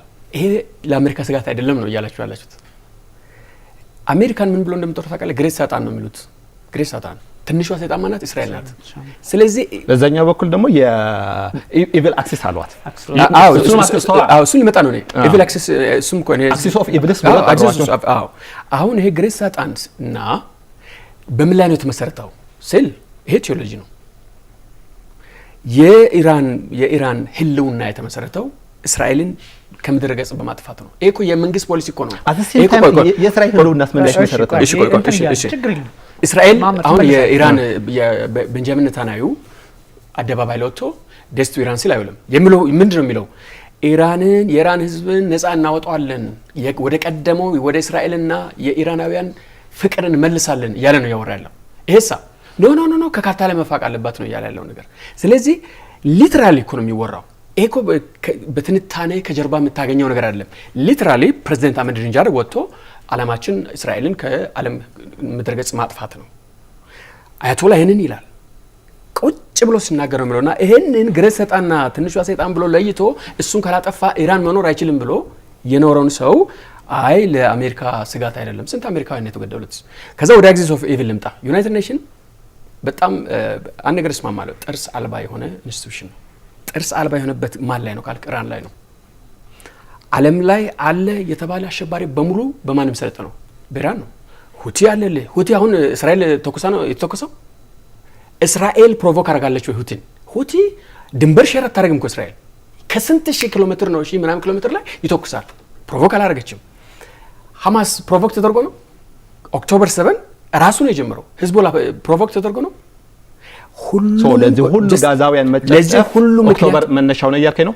ለዚህ ሁሉ ምክንያት አክሲስ ኦፍ ኢቪል ኢራን ማለት ነው። ኢራን ይሄን ሁሉ ሰንሰለት የክፋት ኃይል ስታደራጅ ዩናይትድ ኔሽን አንዲት እንደዚህ ስንጥር ራሱ ማንሳት አልፈልግም። በተቃራኒው ግን ቀኑን ሙሉ እስራኤልን ሲያወግዝ ይውላል። ለምንድን ነው? ሂዝቦላ እኮ ሊባኖስ መንግስት አለው። ይሄ ግን ታጥቆ ወደ እስራኤል ሲተኩስ ይውላል። ለምንድን ነው ዩናይትድ ኔሽን ኢንተርቬን የማያደርገው? ለምንድን ነው እስራኤልን እንደ ሀገር ኢራን ሪኮግናይዝ ማድረግ የማይፈልገው? አንደኛ ቴዎሎጂው እንዳለ ሆኖ የዩናይትድ ኔሽን ጥርስ አልባ መሆንና ያገኘውን ዱላ ሁሉ እስራኤል ላይ ስለሚያሳርፍ ነው። ይህንን መጥቀስ እችላለሁ። ሌላ ከድርድር አንጻር ያው ደግሜ ማውራት ካለ በስተቀር ካታር የሐማስ መናሪያ ናት እኮ። የሐማስ ኦፍ ኮርስ በአሜሪካ ኦባማ ነው ኢንቫይት አድርጎ እዛ ሐማስ ሆስት እንዲያደርጉ ያደረጉት። የአሜሪካ ትልቁ ቤዝ ደግሞ ያለው ሐማስ ኳታር ነው። ስለዚህ ሐማስና ኳታር አንድ ላይ የሚሰሩበት ቦታ ላይ ስለዚህ ሐማስ እዛ ኖሮ አደራድራለሁ ምናምን ብትል እስራኤላውያን አንድ ነገር ቃል ገብተዋል። ኦክቶበር 7 ላይ የተሳተፈ ሁሉን ያው ያጠፉ ነው ያሉት። ስለዚህ ካታር ላይም ኖረ አሜሪካ ላይም ኖረ ኢራን ላይም ሆነ ሁሉም ቦታ እያጠቁ ነው። ነገር ግን ኤቭሪቲንግ እስራኤል የምታደርገው ሰልፍ ዲፌንስ ነው። ከሰልፍ ዲፌንስ አንጻር ብቻ ነው ዲፋይን ሊደረግ የሚገባው። ነገር ግን የእስራኤልን ህልውና ሪኮግናይዝ አድርጎ ቢሆን ኖሮ ወደ ሌላ ነገር ትመጣለህ። እነሱ እኮ የለም እችን የምታክል ቦታ ላይ ራሱ ሚድል ውስጥ መገኘት የለባትም እያሉ ነው። ስለዚህ ከዛ አንጻር ብንመለከተው የተሻለ ይሆናል ብዬ ነው የማስበው። ምናልባት አንድ ጥያቄ ላንሳ። አንድ ጥያቄ ትገደለኝ። ኒውክሌር ለዓለም ማህበረሰብ ስጋት ነው ብለህ ታምናለህ? በጣም በጨለምተኛና ጽንፈኛ ሰዎች እጅ ከገባ ለዓለም ስጋት ነው። አለበለዚያ ግን መካከለኛ ምስራቅ ላይ ኒውክሌር የታጠቀችው ሀገር ብቸኛዋ እስራኤል ናት። ብቸኛዋ ነሰሰርሊ እንደዚህ ማለት አልችልም። ፐርሰናሊ ሳውዲ ሊኖራት ይችላል ብዬ አስባለሁ። ብቸኛ አሁን ዓለም የሚያውቀው የኒውክሌር አረሮችን በብዛት የታጠቀችው እስራኤል ናት። ኦፊሻል አይደለም፣ የትኛውም ሪፖርት የለውም። ግን እናንተ ልንተማመን ይችላል። የእስራኤል ኒውክሌር መታጠቅ ግን ለዓለም ስጋት አይደለም። ምክንያቱም የትኛውን ሀገር ሊያጠፋ ነው እስራኤል የተነሳው? እስራኤል ሪስፖንሲብል ናት። ሪስፖንሲብል ናት። ይህንን ሁሉ ጋዛውያን 60 ሺህ ጋዛውያንን ስትገድል ሪስፖንሲብል ነበረች። ንጹሃን ዜጎች የኦካ የዓለም አቀፍ ዩኒሴፍ ያስቀመጧቸው ዳታዎችን 60 ሺህ ህጻናት ሲጅ ውስጥ በቦምብ ተገድለዋል። ወዚት ሪስፖንሲብል ጥሩ እኔ እንትን ጥሩ ሀሳብ ነው ያነሳችሁት። በጋዛ ዙሪያ ሌላ ጊዜ ትመጣላችሁ። የሚፈለገው ይሄ ነው መሐመድ። ብዙ ጊዜ ያው አንተም በጋዛ ዙሪያ በጣም ብሬን ወሽት ሆኗል። ዓለም ብሬን ወሽ ሆኗል። እኔ የምቸገርበትም እንትን ነው የተለየ ፐርስፔክቲቭ መኖሩ ጥሩ ነው። ይሄን ሁሉ ሀሳብ ግን ስናነሳ መሀል ላይ ሰብአዊነትን ሁሌም ታሳቢ እናደርጋለን። ቴህራን ውስጥ የሚሞተውም ህፃን፣ ተላቪቭ ውስጥ የሚሞተው ህፃን እኩል አይነት አረዳድ እንዳለን በተለያየ አጋጣሚ ሁላችንም አንደርስታንዲንጎ አለን። የሁለቱ ኃይላት የኢራንና የእስራኤል ይሄ ጦርነት አሜሪካ የገባችበት በጠቅላይ ሚኒስትር ቤንያሚን ኔታንያሁ ተስባ ነው አይደለም፣ እሱን ሌላ ጀስቲፊኬሽን መስጠት ትችላላችሁ። ግን አሁን ይሄኛው ጉዳይ እንግዲህ ሚድል ኢስት ላይ በተለይም እነዚህ የገልፍ ሀገራት የፖለቲካ ሁኔታቸው አሜሪካ ጋር በመጠቃቀም አሜሪካ ዲፌንድ አደርጋቸዋለሁ በሚል የተቋቋመ እንደሆነ ይታወቃል። ካታር ላይ ዶሃ ላይ ሐማስን ሆስት ስታረግ ባራክ ኦባማ ናቸው 2013 ላይ የወሰዱት። አት ዘ ሴም ታይም ደግሞ አልዩዴይድ ቤዝ አለና ይሄ ደብል ስታንዳርድ የሚመስል ግን አት ዘ ሴም ታይም ደግሞ የአሜሪካን ጥቅም ሰርቭ የሚያደርጉ እንደሆኑ እኔ አንደርስታንዲንግ አለኝ። ግን ለታሜ ጥያቄ እንትን አገሪት ስላረጋህ አይደለም። ጠቅላይ ሚኒስትር ቤንያሚን ኔታንያሁ የኦክቶበር 7ን ጉዳይ ሁለታችሁም ትረዳላችሁ። ኦክቶበር 7 የሐማስና የእስራኤል ውጊያ የጀመረበት ይሄ የእልቂቱ የአዲሱ እልቂት መጀመሪያ ካልሆነ በስተቀር ዳት ለእናንተ አይወራም። ለዘመናት የቆየ እንደው ከ1948 47 ከብሪቲሽ ማንዴት ከ23 ጀምሮ ያለውን መውሰድ እንችላለን። ለዘመናት ብለን እንወስደዋለን። አይ ቲንክ እሱን በደንብ እንትን ትሉታላችሁ። ግን የአሁኗን እልቂት ኦክቶበር 7 ጀመረ ብለን ልንወስደው እንችላለን። ኮዛቸው ግን ሜኒ ይርስ ነው። እሱ አለ ከድርድር አንጻር እንዲያውም የመንግስታቱ ድርጅት እኮ ብዙ የሚተችበት ምክንያት ብዙ ሪዞሉሽን ያወጣል። በመንግስታቱ ድርጅትም በዩኤንጂ በጠቅላላው ጉባኤም በ193ኛም ባለንበት ሁሉም እጁን ያወጣል፣ ግር ይላል። ከዛ አምስቱ ላይ ይመጣል ወይ አሜሪካ ነው ትላለች። ማስፈጸም አልቻለም በሚል በብዙ ጉዳዮች ከዚህ ከሂዩማኒቲ አንጻር የሚተች ሆኗል። በእስራኤል ላይ ብዙ ጊዜ ግን እስራኤልን በማውገዝ በጽሁፍ በጣም ብዙ ጊዜ እና አንቶኒዮ ጉተሬዝም ሲያወጡ መለከታሉ። ግን እና አንቶኒዮ ጉተሬዝ የሆነ ስም ይሰጣቸዋል በእንትን እና ያን ያህል እንትን የለውም። የመንግስታቱ ድርጅት ለማን ነው የሚሰራው? ኦፍ ኮርስ በጣም እኔ ጥያቄ አለኝ። ለሰብአዊነት በእርግጥም ቆሟል አልቆመም የሚድል ኢስት ጉዳይ ያላሳየ ነገር የለም። ኦልራይት ዴን ኔታንያሁ የኦክቶበር 7ኑ ከዛ ጥቃት በኋላ የመካከለኛው ምስራቅን ፖለቲካ ብቻ አይደለም ካርታውን ቀያይሯለሁ ነው ያሉትና ደን ይሄኛውንስ እንዴት ይታያል? ፕላስ ደግሞ በድርድር መሀል ላይ ጥቃት መፈጸም እንደ ድጋሜ ኒክሌር አሜሪካ ከታጠቀች እስራኤል ኒክሌር አምቢጊቲ ነው የምትጠቀመው። ኦፍ ኮርስ እሷ ይፋ አላደረገችም፣ ግን ከ90 በላይ እንዳሏት ይታወቃል። ኦቪስ አላት፣ ግን አለኝ አትልም እሷ። ኤኒዌይ አላት እንትን አለ።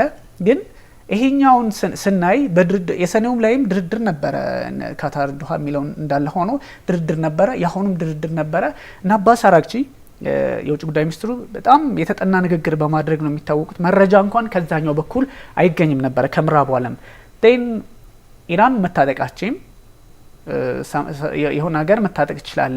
ሳውዲ አረቢያም እንዳልከው እኔ ጥርጣሬ ያለ ይኖራታል አይኖራትም የሚለው ውስጥ ባንገባም፣ ግን አሜሪካ ጋር ስለሆነች አንዳንድ ድርድሮችን በዛ መንገድ እየታዩ ስለሆነ እሱ አለና አንዱ ታጥቆ አንዱ እንዳይታጠቅ የማድረግ ሪስፖንሲቢሊቲ የመሆንና ያለመሆን ጉዳይ ቢሆንም አንዱ የመካከለኛው ምስራቅ ዴፊኒሽኑ ከባድ ነው። አንዱ አሸባሪ አንዱ ነጻ አውጪ ነው።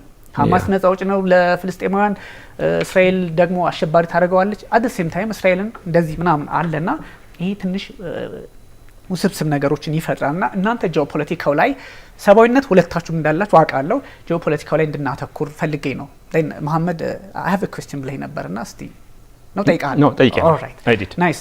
ስለዚህ ውጥረቱ በቀጠናው ላይ እንግዲህ የትኛውን ሀገር ጎልቶ መሀል ሰፋሪ ሀገራትን እናያለን እንመለከታለንና መሐመድ ቱርክ ላይ ቀረብ ያለ ግንዛቤዎች እንዳሉ አውቃለሁ እዛ አካባቢ ላይና እነ ቱርክ ይችን ጉዳይ የሚመለከቱት ነገር ይኖር ይሆን? ሚሳኤል ተተኮሰብንም የሚለው በእርግጥ ተኳሹ ማን ነው የሚለው ኢራን አልተኮስኩም ብላለች። ወደ አዘርባይጃንም አልተኮስኩም ብላለች። አት ሴም ታይም ማን ተኮሰው ጥያቄ ነው። እሱ የሴራ ትንታኔ ውስጥ አንገባም። ጀኒውን በሆነ ጉዳይ ማን ተጠቃሚ ሆኖ ሊወጣ ይችላል የሚለውን ጊዜ ወሰድኩባችሁ። ግን መሐመድ አይ ቲንክ ይሄ አሁን በመካከለኛው ምስራቅ ላይ የሆነ ያለው ሁኔታ ከዚህ ሁኔታ በኋላ ዓለም እንደነበረችው ትቀጥላለች የሚል እምነት የለኝም። እኔ ብዙ ነገሮች ይቀየራሉ። ኢቭን ወርልድ ኦርደሩም ለውጥ ሊመጣ ይችላል ተብሎ ፕሪዲክት እየተደረገ ነው፣ እየተገመተ ያለ ሁኔታ ነውና ተንታኞችም እያስቀመጧቸው ሁሉ ነገሮች አሉ ማለት ነው። በተለይ ቀጣናው ላይ እየታዩ ያሉ ነገሮች አሜሪካ ቤዞች በሰፊው ኢላማ መሆናቸውን፣ የሩሲያ፣ የቻይና፣ የቱርክ አሰላለፍ ምን ሊመስሉ ይችላሉ ብለን የምናነሳቸው ነጥቦች ይኖራሉ። ምናልባት ከዚህ ጦርነት አንዷ አትራፊ ሆና ልትወጣ ትችላለች ተብሎ በኋላ ላይ የምትታሰበው ቱርክ ናት። እኔ ቱርክ አትራፊ ሆና ልትወጣ ትችላለች ወይም ከጦርነቱ ጥሩ እንትን ሊሰጣት ይችላል ተብሎ ጦርነቱ ጥሩ እድል ሊሰጣ ምናልባት ጦርነቱ ላይ በቀጥታ ባይሳተፉም በኋላ ላይ ከጦርነቱ በኋላ ግን ልክ ሶሪያ ላይ የሆነው ነገር ምንድነው የሶሪያው ጦርነት ካበቃ በኋላ ቱርካውያን ናቸው ሙሉ ለሙሉ ተጠቃሚ ሆነው የወጡ እስራኤል ሌሎቹ ሩሲያዎች እዛ ጦርነት ላይ ብዙ አመታት ፈጁ ፋይናሊ ግን ቡትስ እግረኛ ወታደርና ሙሉ እንትን ያደረገችው ግን ስቲል የሲሪያ ጠባቂ ሆና የቀጠለችው ቱርክ ነበረች ዘ ሴም ታይም ኢራንም ይህንን በኢራን ላይም ይህንን እድል ልታገኝ ትችላለች ተብሎ የሚጠበቀው ቱርክ ናት ምክንያቱም ቱርክ በኢራን ውስጥ 40 ሚሊዮን የሚገመቱ የቱርክ ቋንቋ ተናጋሪ ሆኖ አዘርባይጃናውያን አሉ ስለዚህ እነሱን እንደ ቋንቋም እንደ ባህልም እንደ ህዝብ በመጠቀም ቀጣናው ላይ ትልቅ ኢንፍሉዌንስ ለመፍጠር ተጠቀምበታለች ተብሎ ይታሰባል ሁለተኛም እዛው ከአዘርባይጃን ይሄ የቱርክ እንትን የሚባለው አክሲስም አለ የቱርክ ወርልድም አለ ያንንም በደንብ አድርጎ ለማስጠበቅ ለቱርክ ትልቅ እድል ኤርዶጋን ይሄ በመቶ ሺዎች የሚቆጠሩ ሰራዊት መላክ አይጠበቅበትም ወደ ኢራን ሁለተኛም ይሄ የቲግሪስ የምንለው እንትንም መነሻውም ያለው ስቲል ከቱርክ ነው ማለት ነው ከዚህኛው ጋር ተያይዘው የተፈራረሙት ከፍተኛ የሆነ ኢን ቢሊየንስ ዶላር የሚቆጠር የውሃ እንትንም አለ ፕሮጀክትም አለ የመንገድም ፕሮጀክቶች አሉና ፋይናሊ ምናልባት ተጠቃሚ ሆና ልትወጣ ትችላለች ተብሎ የሚታሰበው አይ ቲንክ ቱርክ ትሆናለች ተብሎ ይታሰባል በሁለተኛ ደረጃ ቅድም ያነሳ ነው ከኢነርጂ አንፃር ሩሲያ ተጠቃሚ ሆና ልትወጣ ትችላለች የሚል እንትን ያለኝ እኔ ጂኦፖለቲካሊ አሁን ታማኝ ትላለህ እዚህ ላይ አዎ እኔም ሞር ኦር ለስ ተመሳሳይ ነው በተለይ አሜሪካ እንደ ኦብጀክቲቭ እንደ ጦርነቱ ኦብጀክቲቭ ላስቀመጠችው የአያቶላን መንግስት ማስወገድ ከቻለች በተለይ ደግሞ ይሄ ሚሳይሎችን የኒውክሌር ጣቢያዎችን ማውደም ከቻለች ትችላለች እምነት የለኝም ምክንያቱም በተለይ እነዚህ ዘርጎስ የሚባል ተራራ ውስጥ በጣም ዲፕ ነው ያለው እነዛን ሚሳይል ሲቲዎችን ፕሬትሬት ማድረግ የሚችል እንትና አላት ብዬ አላስብም አሁን በዚህ ዓለም ላይ በጣም ውድ የሚባለውና ከኒውክሌር ቀጥሎ ሁለተኛ የሚባለው እንትን አላቸው GB57 የሚባል ቦምብ አላቸው እስከ 100 ሜትር ወርታች ፔኔትሬት ያደርጋል በB2 ስፒሪት የሚሸከመው ማለት ነው በዛው ወደ እስከ 100 ሜትር እየመቱ ነው በአንዴ በ100 ሚሊዮን ነው የምታወጣው ያንን ቦምብ ሲጠቀምና በዛ ትራይ ያደርግ ነው ነገር ግን ያ ቦታ እንደዚህ በቀላሉ የዛግሮስ ተራራ የሚወድም አይደለም እሱን ግን ማውደም ከቻለች አሜሪካ ሀያል ሆና ነው የምትወጣው የትራምፕም ግራ ትራምፕ ምርጫ ሲቀሰቀስ ራስ ምንድነው አሜሪካ ዲክላይን ያደረገች ነው ሁላችንም ያው ፊልም እናደርግ ምንድነው በቃ የአሜሪካ ኤምፓየር የመጨረሻው አካባቢ ነው ያውንም ሲፈራገጡ ምናምን ስታይ ብዙ ጊዜ መጨረሻ አካባቢ ኤምፓየሮች መፈራገጥ የሚጀምሩት እድገታቸው ሲጨርሱ ሁሉንም መንከስ ይጀምራሉ ምናምንና ያ ነገር ሁላችን ነበረን ግን እኔ አሁን በተቃራኒ ነው እያሰብኩ ያለሁት አንደኛ ምዕራቡን ሄሚስፌር እንዴት እንዳደረገ አይተናል ቬኔዙዌላን ወር ባልሞላ ጊዜ ውስጥ ከፍተኛ በጣም መራር የሆነ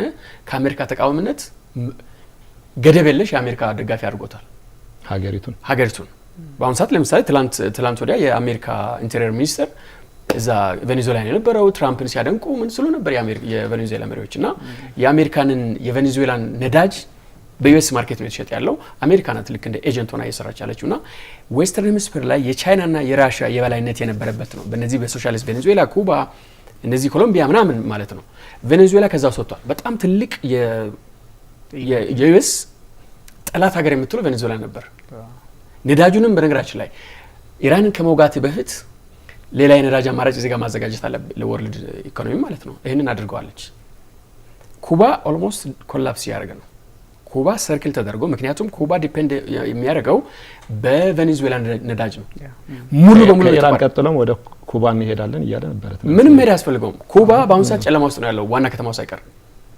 የለውም ኮላፕስ ያደርጋልና የኩባው ፕሬዝዳንት መዋያት ፈልጋለሁ ፕሬዝዳንት ትራምፕ ጋር ብለዋል ፕሬዝዳንት ትራምፕ በቅርቡ ማርኮ ሩቢዮን ይልካል ወደ ኩባ ከብዙ አመት በኋላ ለመጀመሪያ ማለትና የምዕራቡን ሄሚስፌር አጽድቶታል አሜሪካ ያለችበት የላቲን አሜሪካን ያለበት ዌስተርን ሄሚስፌር የሚባለው ያጸድቷል ያ ቶታሊ ፍሪምሊ የአሜሪካ ኮንትሮል ውስጥ የገባ ነው ቱ ሳም ኤክስቴንት ብራዚልና ኮሎምቢያ ሶሻሊስቶች ስለሆኑ ትንሽ እንትን ይላሉ እንጂ እነሱም ወደዛ ያመጡ ነው አሁን ያንን አይተህ ወደ ሚድል ኢስት ደግሞ ሄደ የመጨረሻ የራሺያና የቻይና አላ የሆነች ምናልባትም የነሱ የመጨረሻ ደጀን የሆነች ሀገር ኢራን ናት እየመጡላትም አይደለም ለማገዝ ማለት ነው።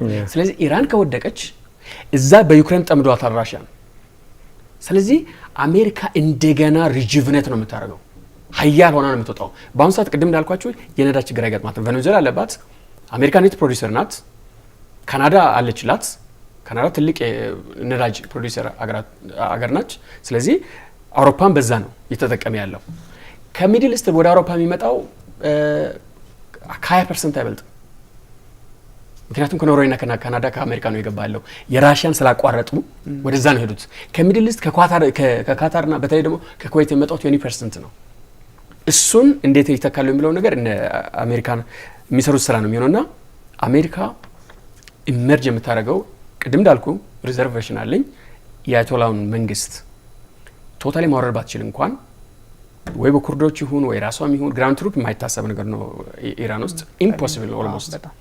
እና ከተሳካላት አሜሪካ ትወጣለች፣ እሱ እንዳለው ታርኪ በዚሁ ሳያለውና ትወጣለች፣ ራሻ ያል ትወጣለች። እነዚህ በተለይ ከካስፒያን ሲ በዛ በኩል ያለው እና አዘርባይጃን ምናምን አሁን በነገራችን የትራንስፖርት የኮመርሻል ትራንስፖርት የነዚህ የነዳጅ ምናምን ኦቨር 300% ነው የጨመረው። የሚገርም ነገር ከ300% በላይ ሌላ አማራጭ የለውም ሌላ ዓለም። ከዛ አሁን ያየን ያለ ነው በሳውዝ አፍሪካ የሚዞረው አለ በኬፕ ኦፍ ጉድ ሆፕ በዛ አለ እንጂ እና በጥቅሉ አሜሪካ፣ ተርኪ፣ ራሽያ ትልቅ ሀገር ይወጣሉ ብዬ ነው የማስበው። እና ኢራን ሞስት ፕሮባብሊ የምትደቅ ሀገር ናት።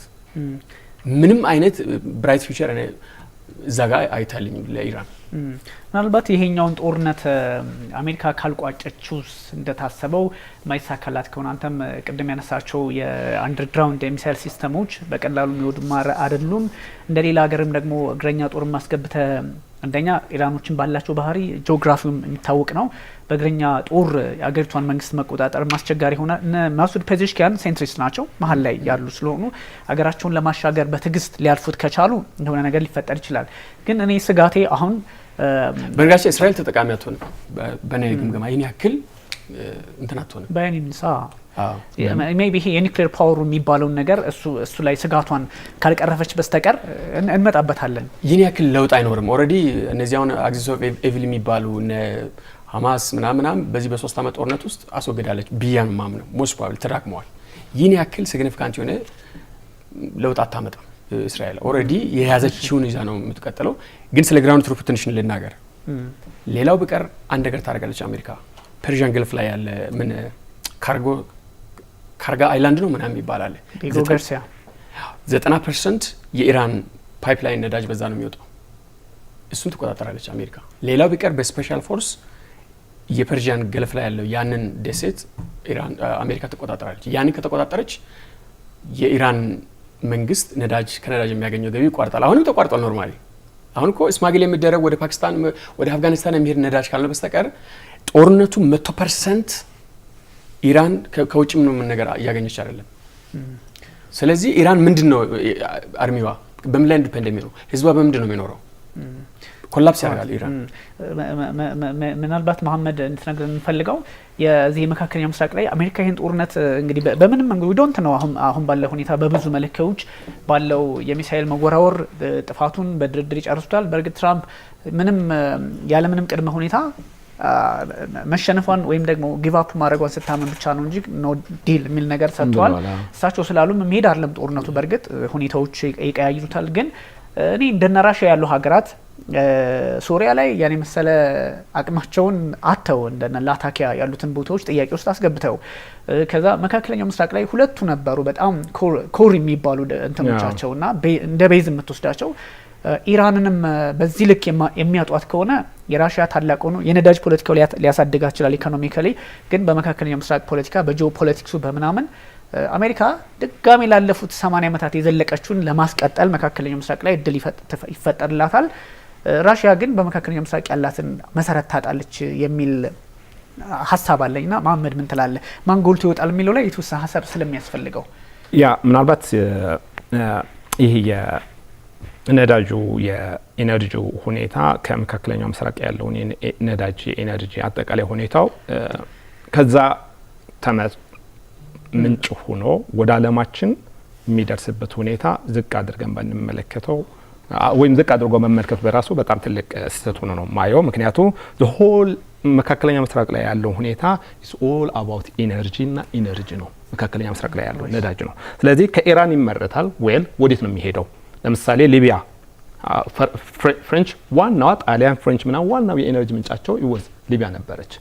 ዋናውም ከገዳፊም እንትን ያደረጋቸው አንዱ ኢነርጂ እስከ 30% ይደርሳል ነው የሚሉት። በነገር ላይ 20% ኦፍ ኢነርጂ ቀደም አንተ የጠቀስኩን ስታቲስቲክሱን ብንወስደው ከመካከለኛ ምስራቅ መሆኑ በራሱ 20% ሌት አሉን 20% ኦፍ ኢነርጂ 1% ኦፍ ኢነርጂ ከመቋረጡ በራሱ the whole እንትን ዲስራፕት ያደርገዋል። ከባድ የሆነ ተጽዕኖ የሚያመጣ ነው። ነዳጅ ኢነርጂ የምንላቸው አጠቃላይ እነዚህ ነገሮችን 20% ኢዝ ብዙ። አንተ የጠቀስከው ስታቲስቲክስ ልክ ነው እያልኩ አይደለም። ስታቲስቲክሱ ከዛ በላይ ነው የሚያሳየን። 20% ኢቭን ከመካከለኛ ምስራቅ መቋረጡ አሁን ያለውን ኢንተርናሽናል ኢነርጂ እስከ አሜሪካ ያሉ ትላልቅ ድርጅቶች አሁን እንኳ 1000 ነጥብ እንትሮች የጨመሩበት ሁኔታ እያየን ነው። ኢንተርናሽናል ግሎባሊ ዌል ይህንን ጦርነት ሌትስ ሴይ በ3 ቀን 3.7 ቢሊዮን ዶላር ኪሳራ ካጋጠማት አሜሪካ እያንዳንዱ ቅድም የጠቀስካቸው የሚተኮሱ ሚሳኤሎች ኢን ቢሊየንስ የሚቆጠር ከሆነ ፋይናሊ ይህኛው ጦርነት እየተራዘመ በሄደ ቁጥር ለአሜሪካኖች ትልቅ ኪሳራ ይዞ ነው የሚመጣ።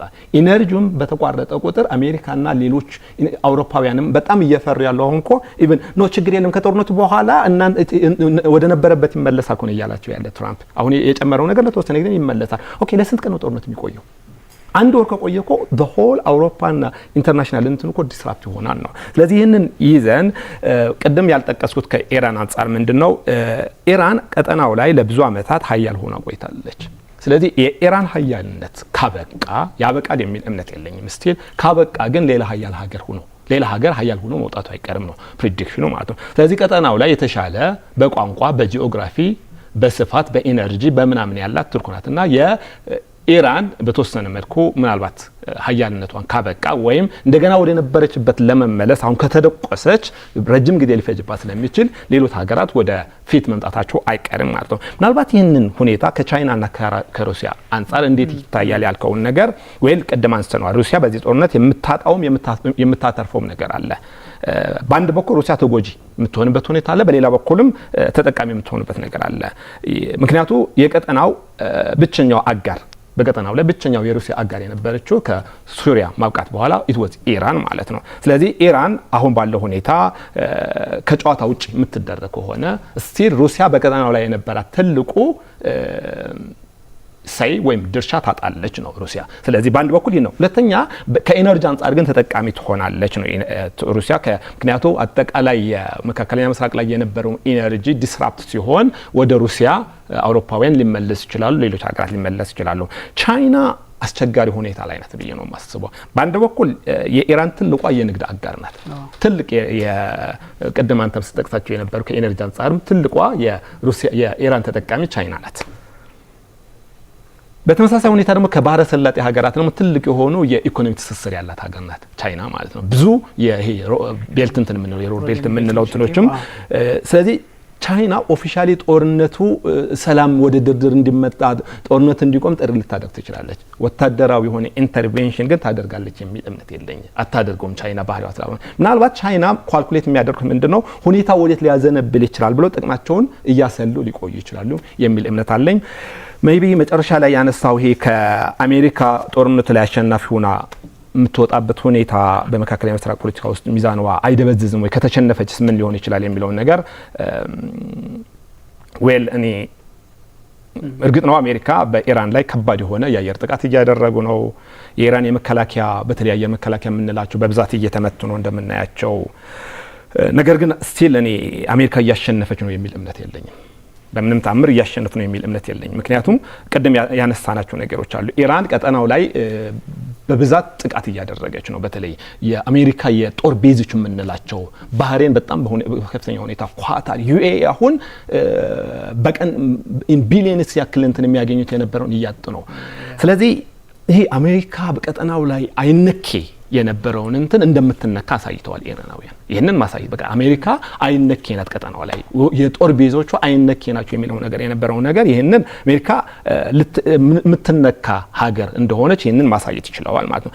በሌላ በኩል ጦርነቱ ከኮስት አንጻር ካልኩሌት ካደረግነው አሜሪካና ኢራን ወይም እስራኤል እየተጠቀሙት ያሉ የአሜሪካና የእስራኤል ዋር የምንለው ነው። የኢራን ግን ለስ ኮስት ነው እየተጠቀሙ ያሉት ማለት ነው። ኢቭን ድሮኖች ምናምን ካየናቸው ሎስ ኮስት የምንላቸው እንትኖች ናቸው። ሚሳኤልም ሎስ ኮስት የምንለው እንትን ነው። ከሚሳኤል አንጻር አሜሪካኖች የሚተኩሱትና ኢራናውያን የሚተኩሱት ነገር ምን ይሉታል? ይህንን አሲሜትሪክ ዋርፌር ይሉታል ማለት ነው። በጣም አነስተኛ በሆነ ስልት የመጠቀም ሁኔታ ነው ኢራናውያን እየተጠቀሙ ያለውና ሶ ይህንን በተራዘመ ጦርነት ውስጥ ማቆየት ማንን ነው ሊጠቅም የሚችለው ነው? ኢስ ኦብቪየስ ኢራናውያን ነው። ከዚህ እንትን ምናልባት ቀደም ያነሳነው ነገር አለ። አሜሪካና እስራኤሎች አስበው የገቡት ወደ ጦርነቱ ምንድነው ሪጅም ቼንጅ ብሎ ነው የገቡት ማለት ነው። ኦፊሻሊ ሪጅም ቼንጅ ነው። ኔታንያሁም ያለው ምንድነው ከዚህ ጦርነት በኋላ ኢራናውያን የምትፈልጉት መንግስት ምናምን እንትና ብሎት ነበር ማለት ነው። ኳልኩሌት ያደረጉት በሁለት ቀን ያበቃል ነበር መጀመሪያ አካባቢ ላይ ዘን 4 ቀን አሉ። አሁን ሰሞኑ እንደዚህ የሚባል አይደለም። የመጀመሪያው ነው ኳልኩሌት ያደረጉት በሁለት ቀን ያበቃል የሚል እንትን 4 to 5 weeks ብሎ ነው ጦርነቱ ከመጀመሩ የሰሙን ጦርነቱ ከመጀመሩ ከአንድ ወር በፊት ጦርነቱ ከመጀመሩ ከአንድ ወር በፊት። ስለዚህ ወደ እንትን ልምጣልና 1953ን መልሰው አሁን መስቲን ማለት ነው 1953 ኢራን አሜሪካኖች ኢራን ላይ ሪጅም ቼንጅ በማድረግ የጥቅማቸውን ማስከበር ችለው ነበረ። ያሁኑም ዘመቻ ወደ 1953 መመለስ ነበር የአሜሪካኖች በቃ ወደዛ መመለስ ነበረ።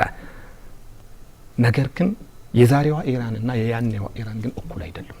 ያኔ የነበረችው ኢራን ቴክኖሎጂካሊ ስቲል አሁን ኢራናውያን እንደ ሌሎች አረብ ህዝቦች የምናያቸው አይደለም። ከፍተኛ የሆነ ናሽናሊስቲክ ፊሊንግ ያላቸው ናቸው። በቴክኖሎጂም ከሌሎች አረብ ሀገራት የሚባሉ የራሳቸው የሆነ ሶቨሬን የሆነ በራሳቸው የሚመረት ቴክኖሎጂ ዲፔንደንት የሆነ ከቱርክ ቀጥሎ ቀጠናው ላይ ቴክኖሎጂካሊ በጣም ሰፊሽንት ተብሎ ከሚጠቀሱ ሀገራት ኢራን ናት ማለት ከሌሎች ሀገራት። ስለዚህ ይህንን ወደ ነበረውን የመመለስ ሁኔታው ይሳካል የሚል እምነት የለኝም። ሌላው ምናልባት አንድ ጋዜጠኛ ያለውን ነገር ላስቀምጥና ኢራን አሜሪካ እንደ ድሮ ትቀጥላለች የሚለውን ነገር ጋዜጠኛ አሎን ሚዛህሪ የሚባል ምን ይላል? ይህ ጦርነት ሲያበቃ አሜሪካ ዳግመኛ ወደ ምዕራብ እስያ አትመለስም። በመካከለኛ ምስራቅ የአሜሪካ መኖር ጋዜጠኛ አሎን ሚዛህሪ ጋዜጠኛ አይ ቲንክ አይሁድ ይመስለኛል እንደው ካልተሳሳትኩኝ አሎን ሚዛህሪ አይሁድ ይመስለኛል ሚዛህሪ አዎ እና አሜሪካ ዳግመኛ ወደ ምዕራብ ኤሲያ ወደሚባለው አትመለስም። በመካከለኛ ምስራቅ የአሜሪካ መኖር ምክንያቱ ካሁን በኋላ ኳታር ባህሬን ላይ ዩኤኢ ላይ ሳኡዲ ላይ የአሜሪካ ቤዞች ይቀጥላሉ የሚል እምነት ያለ ይሄንን ዲስራፕት ማድረግ ይችላል። ምክንያቱ እርግጠኛ ነኝ ካሁን በኋላ የኳታር ህዝብም ለምንድነው እኛ በአሜሪካ እንትን ምክንያት የምንደበደበው የሚለውን ሪቮሉሽንም ሊነሱ ይችላል የሚል እንትኖች እየተነሱ ነውና this is my reflection። ኦኬ እዚህ ላይ ተወሰነ ነገር እሺ ሁለት ነገር አንደኛው ኤነርጂ ሰው ብዙ ጊዜ ኢፌክቱ አለው የኤነርጂው እንትን ማለት ነው። ግን እንደ 1970ዎቹ እንደ 1990ዎቹ ነው የምናስበው። በቃ ሚድል ኢስት የሆነ ነገር ሆነ ከዛ በኋላ በቃ ኤነርጂው ሰማይ ይወጣል እንቃወሳለን። ይሄ በጣም ዳይቨርስ የሆነ የኤነርጂ ዓለም ነው በአሁን ሰዓት ያለው። የሰባዎቹ አይደለም። ቬኔዙዌላ ድሮ እኮ ያለ አምራች አለ። አሁን በደንብ ግን ሊያመርት ነው ያለው። አፍሪካ ውስጥ ነዳጅ አለ፣ ኤዥያ ውስጥ ነዳጅ አለ። ካናዳ እና አሜሪካ በጣም ብዙ ሀገራቶች ናቸው በአሁን ሰዓት ነዳጅ የሚያመርቱት እና እንደ 1970ዎቹ ጦርነት ሚድል ኢስት ሲነካ ዓለም በአንድ ዛት ጥረጭ የምልበት አይደለም። ዳይቨርሲቲ እንዳለ መረዳት መቻል አለብን። ኢፌክቱ ግን ኢኮኖሚክ ኢፌክቱ ሁላችንም ላይ ይደርሳል። ይሄ የሰከንደሪ ኢፌክት ነው የሚሆነው። ኤነርጂ ግን አሁን ለምሳሌ እየጨመረ ነው። $10 $20 ምናምን እየጨመረ እያየን ነው። ግን የሰባዎቹ አይነት አይደለም። ዓለም በአሁኑ ሰዓት የኤነርጂ ዳይቨርሲቲ ያለበት አገር ነው ዓለም ነው እያልኩ ያለሁት እና ሌላኛው አሜሪካ ጥሩ ያነሳው ጥያቄ አሜሪካ ብትሸነፍ የሚለው ነገር አንደኛ አሜሪካ አትሸነፍም ያ ጦርነት ላይ ሙሉ በሙሉ ኢራንን ታሸንፋለች ቀጥለጥ ታርጋለች የሚለው እሱንም በተወሰነ መልኩ ሪዘርቬሽን አለኝ። ከተሸነፈች ግን የአሜሪካ የበላይነት በዚህ ዓለም ላይ በቃ ያበቃል ቶታሊ ከሚድል ኢስትም ለቃ ነው የምትወጣው። ግን ማንም ያሸንፋት ነው ጥያቄው። ኢራን በፍጹም ልታሸንፍ አትችልም። ኢራን ረጅም ጦርነት ልትዋጋ አትችልም።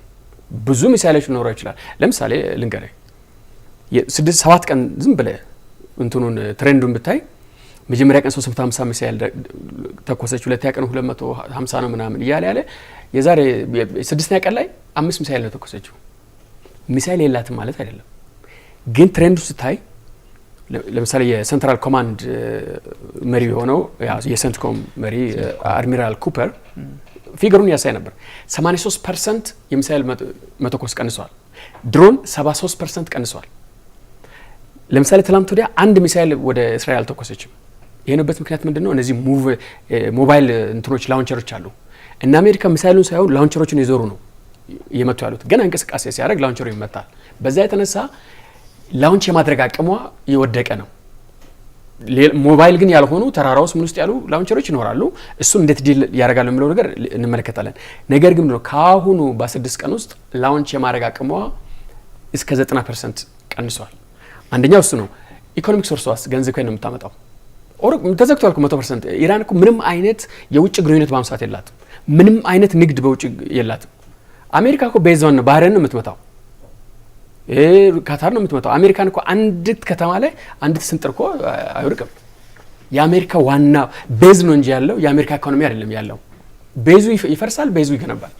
ምንም ችግር የለበትም። እነዚህ የገልፍ ሀገራቶች ለምንድን ነው ቤዙን የፈለጉት ነው ጥያቄው። ራሳቸውን ከኢራቅ ለመከላከል ነው። ኩዌት የገባው እኮ ኢራቅ ስለሚወራው ነው። የኔ ተሪቶሪ ነው ብሎ ኢራቅ ሳዳም ሁሴን የመጀመሪያው ገልፍ ጦርነት ኩዌትን የወረወረ ምንድን ነው? የኢራቅ ግዛት ነው ብሎ ነው። ለምንድን ነው እነ ሳውዲ ሁሉ የአሜሪካንን ቤዝ የፈለጉት? ኢራን የሚባል አደገኛ ሀገር አለ። ፕራይሜርሊ ጸረ አረብ ነው። ሃይማኖታዊ ጉዳይም አለ። እናንተ መንካት ስለማትፈልጉ ነው እንጂ የሺያና የሱኒ የሃይማኖት ጉዳይ አለ። ዶሚኔት ማድረግ ያለበት ኡማው መመራት ያለበት በእኛ በሸዋዎች ነው ብሎ ነው የሚያምነው። ትክክለኛ እኛ የኢንሄሪት ያደረግን ትክክለኛ የመሐመድ ዙፋን ወስደናል ብሎ ራሳቸውን ቆሎሞስ እንደ ካሊፍ ነው ሰው የሚያይ አያቶላ። ከዚህ ሰውዬ የሚያድነን ማን ነው ሲባል አሜሪካ ጂኦፖለቲክስ ኢንተረስት አላት። እኔ ያለውላችሁ ብላ ገባች። ዩኤና ሳውዲ አረቢያ ከእስራኤል ጋር ግንኙነት የሚፈጥሩት ምንድን ነው? ኢንቴሊጀንስ ስለሚፈልጉ ነው። ኢራን እንዴት ካውንተር ማድረግ እንዳለባቸው እና አሜሪካ ረዥም ጦርነት መዋጋት አትችልም የሚለው ነገር አንደኛ አሜሪካን ኢኮኖሚ እንዴት እንዳየን አላቅም። አሜሪካ ይህንን ጦርነት 10 ዓመት መዋጋት ትችላለች። እርግጠኛ ነኝ ኢራን ከአንድ ወር በላይ አትዋጋም። አሜሪካ የምትዋጋበት በራሷ ገንዘብ ብቻ አይደለም። የፔትሮ ዶላር የገና የዩኤኢ የሳውዲ የካታር አልተነካም። እነሱ እስካሁን ድረስ ኢንተርሰፕት በማድረግ ብቻ ነው ያሉት። በነገራችን ላይ ዩኤኢ እና ካታር 90% ኢንተርሰፕት ያደርጉ ነው ያሉት። ኢንተርሰፕሽኑ ማለት ነው የሚተኮሰው ሁሉ ዩኤኢ ላይ ወርቀው ቢኖረው ዩኤኢ በአሁኑ ሰዓት የለችም። ከፍተኛ ሬት ኦፍ ኢንተርሰፕሽን ያለው አፕ ቱ 90% ኢንተርሰፕሽን አልተጀመረም ገና። ካሁኑ በተኩሱ እነ ዩኤኢ እና እንትና ይጠፋሉ። አሁን the right moment ላይ ሳውዲ ሪስፖንድ ማድረግ ትጀምራለች። ካታር ሲጀምር ተመጣጣኝ መልስ ይሰጣሉ ያለች ነው። አቅም አይኖራትም አሜሪካ ካልገባች። በእርግጥ ግን አትሊስት አሜሪካን ፈንድ ያደርጋሉ አሜሪካ ባይኖራት ራሱና በእርግጠኝነት የምነግራችሁ አሜሪካ ሲጀምር የአሜሪካ ጦርነት ንግድ ነው። ይሄንን ሁሉ የሚያዋጉት ማን እንደሆነ እናውቃለን። እዚህ መልቲናሽናል ኮርፖሬሽኖች ናቸው። ስቶክ ነው እዛ የተቀመጠው፣ መውጣት አለበት። የንግድ ስራ ነው እየተሰራ ያለው። ጦርነቱ የሚለኩሰውም የሚያዋጋው ማን እንደሆነ እናውቃለን። አሁን እኮ ተሰብስበዋል። ወደ ዋይት ሀውስ ጠርቷቸው ነበር። አሜሪካ ቶሎ ኢንቨስት አድርጉ፣ ብዙ ሚሳይሎች ያስፈልገናል ተብለው ይለቀቅላቸው $1 ትሪሊየን። ንግድ ነው ተያዙት። ዩክሬን በዚህ ጋር ተሰጣ ድጋፍ ለዩክሬን ሰጠ ስትባል የዩክሬን ድጋፍ ከዛ ጦር ነው የሚገዛው ከቦይንግ ከሎክሄድ ማርቲን። ንግድ ነው ያለው እና አሜሪካ የተዋጋ ሲሆን ንግድ ነው እየሰራች ያለችው። አሜሪካ ኮንሲስተንትሊ ይህን ጦርነት 10 ዓመት ዋጋለሁ ካለች 20 ዓመት ዋግታለች። 10 ትሪሊየን $10 አውጥታ አፍጋኒስታን ተሸንፈ ወጣች። አሁን ምንድነው ኪሳራ ማለት ነው ለነሱ። አሁን አሜሪካ ወደቀች ወይ? ኮንሲኩዌንሱን ኦልሞስት የአሜሪካ ኢኮኖሚ በጣም አፌክት ካደረጉት አንዱ ኢራቅ፣ አፍጋኒስታን፣ ቪየትናም ላይም ተሸንፈው ወጡ። በአሁኑ ሰዓት አፍጋኒስታን አሜሪካን ላይ ነው የሚሰሩት። ጥሩ በአሁኑ ሰዓት ማለት ነው። አፍጋኒስታን አሜሪካን ላይ ነው የሚሰሩት። ፓኪስታን ጋር አንድ ላይ ነው የሚሰሩት። ኦልሞስት የአሜሪካ ጠላት ተብሎ የተሰባሰቡ ሀገራቶች ቀስ በቀስ ዲስማንትል የተደረጉ ነው። ግን ታሜ እዚህ ላይ አሜሪካ አሁን የዓለም መሪ ሀገር እስከሆነች ድረስ የቤት ስራዋ መካከለኛው ምስራቅ ላይ ብቻ አይደለም። በኤዥያ ፓሲፊክ፣ በኢንዶ ፓሲፊክ እንደምታውቀው ቻይና በኢኮኖሚውም በወታደሩም፣ ሰሜን ኮሪያም እንደ ስጋት በኒውክሌር የምታውቀው ነው። በዛኛው በኤዥያ በአውሮፓ በጥቅሉ ደግሞ ራሷ ሩሲያ ስጋት ናትና የአሜሪካ የቤት ስራዋ መካከለኛው ምስራቅ ላይ ብቻ ስላልሆነ ኃይሏን መበተን ካልቻለች አንድ መካከለኛው ምስራቅ ላይ የምትቆይ ከሆነ የዓለም መሪነቷ ጥያቄ ውስጥ ይገባና የመካከለኛው ምስራቅን የቤት ስራ ብቻ መስራት ላይ ልታተኩር ትችላለች እና ዋጋ ኦፍ ኮርስ የሚከፍለው በአንጻራዊ ይታወቃል። ምንም ጥያቄ የለውም። ኢራን ዋጋ ከፋይ አገር ናት እንደሚታወቀው ካለው ሁሉም ገልፎቹ ሳይቀሩ ነገ ከነገ ወዲያ የሆነ ሚሳኤል የሚተኩሱት ወደ እሷ ነው ኦብቪየስሊ ይታወቃል። ግን ሰይድ አባስ አራግቺ የውጭ ጉዳይ ሚኒስትራቸው አንድ ሀሳብ ሲሰጡ ነበረ። ከ2000 ኪሎ ሜትር በላይ የሚዘገዘግ ሚሳኤል የላችሁም እሳቸውም እንደዛ ብለው ነበር እና ብለዋል። ዴን ምንድነው የሚያደርጉት? አሜሪካ ምድር ውስጥ ገብታችሁ ማጥቃት ካልቻላችሁ ጦርነቱን ማስተካከል ትችላላችሁ ወይ ተብሎ ፎክስ ኒውስ መሰለኝ ጋዜጠኛ ሲጠይቃቸው አይ እኛ እዛ ድረስ ምን አስኬደን እዛው ቤዞች አሉ አርቆ መዋጋት አያስፈልገንም እዛው እንመታለን አሉ። አሜሪካ ደግሞ ታክቲኳም ቴክኒኳም ሁሉም አርቆ መዋጋት እየሆነ መጥቷል እና ኤር ቱ ኤር ነው ሲጀመር። ይሄ ስላለ የቤዞቹን ጉዳይ ስላለ ጥያቄው ብዙ እንትን ሊል ይችላል። እዚህ ላይ ትንሽ እንትን ምናልባት የአሜሪካ ናሽናል ሴኩሪቲ ስትራቴጂ የትራምፕን ካነበባችሁ ሚድል ኢስት ትልቅ ፎከስ አይደለም የነበረው ዌስተርን ሄሚስፌር ወደ ዌስት ሄሚስፌር እና እዚህ ሳውዝ ቻይና ሲ ምናምን አካባቢ ነው በግልጽ አስቀምጧል። አሁን ሪስፖንሲቢሊቲያችን ማሻገር ነው። ምክንያቱም እየተለጠጠ ስትሄድ ከአቅም በላይ ነው የሚሆነው። ለነ ዩኤኢ ለነ አረብ ምናምን በሙሉ ለነ እስራኤል ያንን አካባቢ አሳልፎ ሰጥቶ ሊወጣ ነበር የነበረው ስትራቴጂ ሙሉን አንብቤዋለሁ። አንድ ነገር ቅድም አንተ ያነሳው ነገር አለ። በዚች ዓለም ላይ የአሜሪካ ተቀናቃኝ ሀገር አንድ ብቻ ነው፣ ቻይና ብቻ ነው። በተአምር ራሽያም አውሮፓም ኢራንም ከአሜሪካ ጋር አጠገብ ላጠገብ ሊደራሱ አይችሉም። ሚሊተሪ ነው በቃ ራሽያ ቻይና ሚሊተሪ ነው እንጂ ራሽያ ድሃ የሚባል የአሜሪካ ስቴት ነው የምታከለው። በነገራችን ላይ እነ ቨርጂኒያ ምናምን ትናንሽ ስቴቶች ሊበልጡ ይችላሉ። እና the real threat ተብሎ ለአሜሪካ በናሽናል ሴኩሪቲ ስትራቴጂም አሜሪካንም የሚያምኑት ቻይና ነው። ስለዚህ ወደዛ ነው ፎከስ ማድረግ የፈለገው ትራምፕ ወደ ቻይና አካባቢ እና በእኔ እንትን አሜሪካን ቻይናን ካውንተር የሚያደርግ ኃይል በአሁኑ ሰዓት ይነሳል የሚል እምነት የለኝም። አሜሪካና ቻይና ግን እንዲሁ እንደተፎካከሩ ይሄዳሉ። ሌላ ኃይል ኢን ዘ ሎንግ ራን ህንድ ምናምን ሊመጣ ይችላል። ኢን ዘ ሎንግ ራን ማንም ኃይል አሜሪካና ቻይናን ራሽያና አውሮፓ አንድ ላይ ተዳብሎ ቢመጣ ላቲን አሜሪካን ጨምሮ ቢመጣ እነዚህ ሁለቱን ሀገራቶች መቀናቀን የሚችል የለም። እንደውም ይሄ ኤንኤስኤስ ናሽናል ሴኩሪቲ ስትራቴጂ በየአራት ዓመቱ አይደለም የሚወጣው ፔንታገን የሚያወጣው እሱን ቻይናን የብሔራዊ ስጋት እንዳልሆነችም ሁላ ወስዷል። ቻይና ሩሲያንም በቀላሉ ያን ያህል ቦታ አልሰጠናትም። ልክ ያንተ ኤክስፕሬሽን አይነት ነው እና ወደ ዌስተርን ሄሚስፌር ያው የቬኔዙዌላን ጉዳይ እሱን በትክክል አልተረዳችሁም። ዌስተርን ሄሚስፌር አላማው ምንድን ነው? ይሄ የኛ ኤሪያ ነው የአሜሪካ አገር ግዛታችን ነው። እሱ ቬኔዙዌላንም ኩባንም ብራዚልም የኔ መሬት ብሎ ነው የሚያስበው። ያ ኤክስክሉሲቭ የሆነ የአሜሪካ ሄሚስፌር ነው። ይሄ የቆየ ዶክትሪን ነው። በነገራችን ላይ የመኖር ዶክትሪን ይባላል። የቆየ ነው። አሁን ያንን ዶክትሪን እዛ ጋር አረጋግጠው ወደ ዓለም የወጡት። ስለዚህ ምንድነው ኮንሰፕቱ? አሜሪካን እና ባይደን እና ምናምን ስላዳከሟት ብሎ ያስባል ትራምፕ። የኛ ሄሚስፌር ሳይቀር ተከበናል፣ ሌላውን አገር ተሆኑ ያለው። ስለዚህ ይሄን ሄሚስፌር እኔ በአንድ ወር ውስጥ ጨርሳለሁ ነው። ፓናማ ይልሃል፣ ግሪንላንድ ይልሃል፣ ምናምን ይልሃል። ሁሉም ሄሚስፌር በታላ ወራቶች ውስጥ ጨርሰን ወደ ቻይና ነው ፎከስ ማድረግ ያለብንና የትኛውም በነገራችን ላይ ዲሞክራትን በለው ሪፐብሊካንን በለው ሊበራሉን በለው ኮንሰርቫቲቭን በለው አሜሪካ ውስጥ የአሜሪካ ተቀናቃኝ ቻይና ብቻ ነው። ያ እሺ እንትን እንለዋለን። ይሄ የስትራቴጂ ጉዳይ አሁን የቻይናን ጉዳይ በይደርን ያዘው የሚል አለውና መሐመድ ጊዜ እንትን እንዳለበት ምናልባት ይሄ የዩኒፖላር ወርልድ እያበቃ ነው ትልቁ ነገር። የተለያዩ ፖላሮች የተለያዩ ኃይሎች ኢንተርናሽናሊ እየመጡ ነው። በትክክልም መጥተዋል። አሜሪካ ለብዙ አመታት ከሁለተኛው የዓለም ጦርነት ማብቃት በኋላ ዩኒፖላር ሆና ለብዙ አመታት የመጣችበት ሁኔታ ነበረ። አሁን ግን ህንድ፣ ብራዚል፣ ቻይና ሌሎቹንም ተቀናቃኝ የሆነ ኃይል ይዘው እየመጡ ነው። ስለዚህ አሜሪካ ዩኒፖላር እንትኑ እያበቃ ነው፣ እየቀነሰ ነው የሚል ጥናቶች እና ማስረጃዎች ናቸው እያሳየ ነበር። ዛስ ዋይ ትራምፕ ግን አሁን ከጠቀስካቸው ሀገራቶች ውስጥ የአሜሪካ ጠላት ማን ነው? አሜሪካን ትልቅ ማድረግ የሚል ሚሽን እንዲህ አሜሪካን ትልቅ ማድረግ የሚል ሚሽን ይዞ መጣ ማለት ነው። አሜሪካን ወደ ነበረችበት እንትን መመለስ የሚለው ነገር ይዞ መጣ ማለት ነው። ክሊርሊ ትራምፕ ኢምፔሪያሊስት ነው። ምንም እንትን ማናደርገው ያ እኔም ኢምፔሪያሊስት ነኝ፣ የኢትዮጵያ ኢምፔሪያሊስት ነኝ። ነው ኢምፔሪያሊስት ነው። በጣም ተስፋፊ ነው እና ሁሉም ቦታ ላይ የዓለም ቦታ ላይ ያለ እንትን ይመለከተኛል፣ ማስገበር እችላለሁ፣ መውረር እችላለሁ፣ መውሰድ እችላለሁ የሚል ሚሽን ይዞ ነው የመጣ። ትራምፕ የገበያ ሰው ነው። የገበያ ትራንዛክሽናል ነው። በተለይ ደግሞ እሱ ትራንዛክሽናል ነው።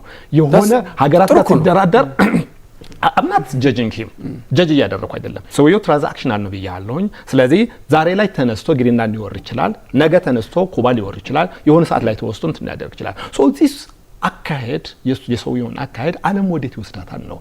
ተርምስምስ ወደ ዓለም ነው የሚወስደው። ኢቭን የአሜሪካን ኢንተረስት ማያስከብርም ነው ሴኔቶቹ ጋር እየተነሳ ያለው። ይሄኛው የአሜሪካ ኢንተረስት አይደለም የሚያስከብረው የትራምፕ ቅዠትና ህልም ነው እያሉት ያለው ማለት ነው። ይሄኛው ማለት ነው ቬኔዙዌላ አላስከበረም ስቲል አላስከበረም አስከብሯል። ፖለቲካ ተከታተል ካደለህም እንጂ ቬኔዙዌላ ፉሊ አሜሪካን ሳይድ ያለ ልጨርስ ዱ ኖት ጀጅ ሚ ማለት ነው። ስለዚህ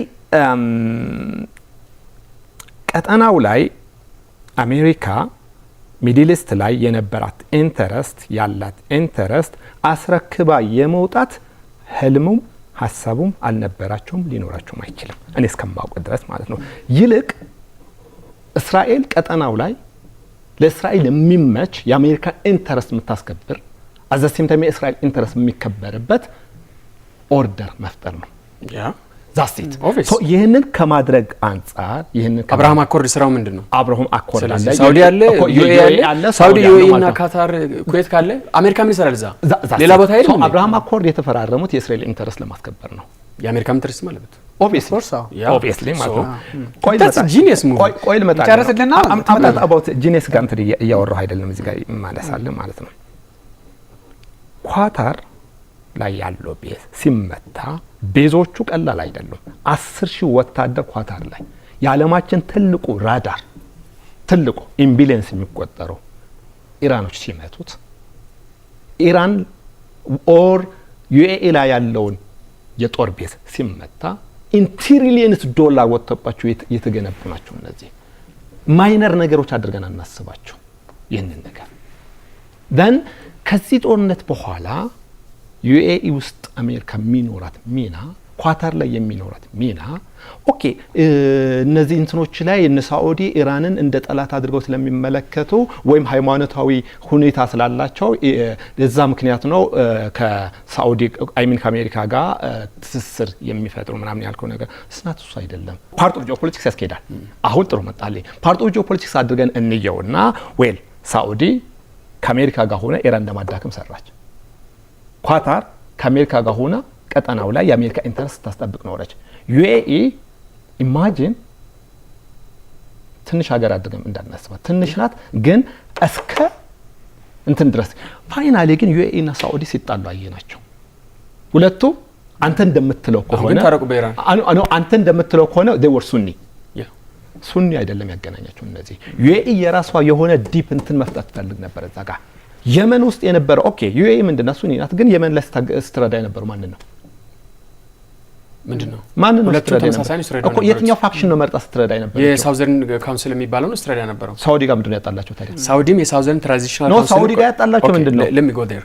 ስለዚህ አሁን ኢንተርቪው ጨርሰለ። ስለዚህ ዩኤኢ ከሳውዲ ጋር የሚያጣላት ዩኤኢ የመን ላይ አኬንስት የሳውዲ ኢንተረስት ለሰራቸው yes ቆይ ኳታርም ባህሬንም ሌሎች ሀገራት ላይ እየተመቱ ያሉ ኦኬ የዩኤኢ እና የሳውዲ ጠላት የመንስ ማን ነው?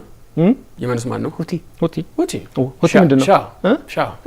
ኦኬ ዩኤኢ ማን ነው ስታገኝ ግን እሱ ላይ ደሴም ስማ ኦኬ ሁለቱ እንትን እንድትል ጂኦፖለቲክሱ ላይ እንድትመጡ አሁን ሐማስ ሱኒ ነው፣ ግን የኢራን አክሰስ ውስጥ ያለ ለዛ ነው ጂኦፖለቲካሊ እንድትመጡ እንፈልጋለን። ጂኦፖለቲክስ በጣም ማተር ያደርጋል።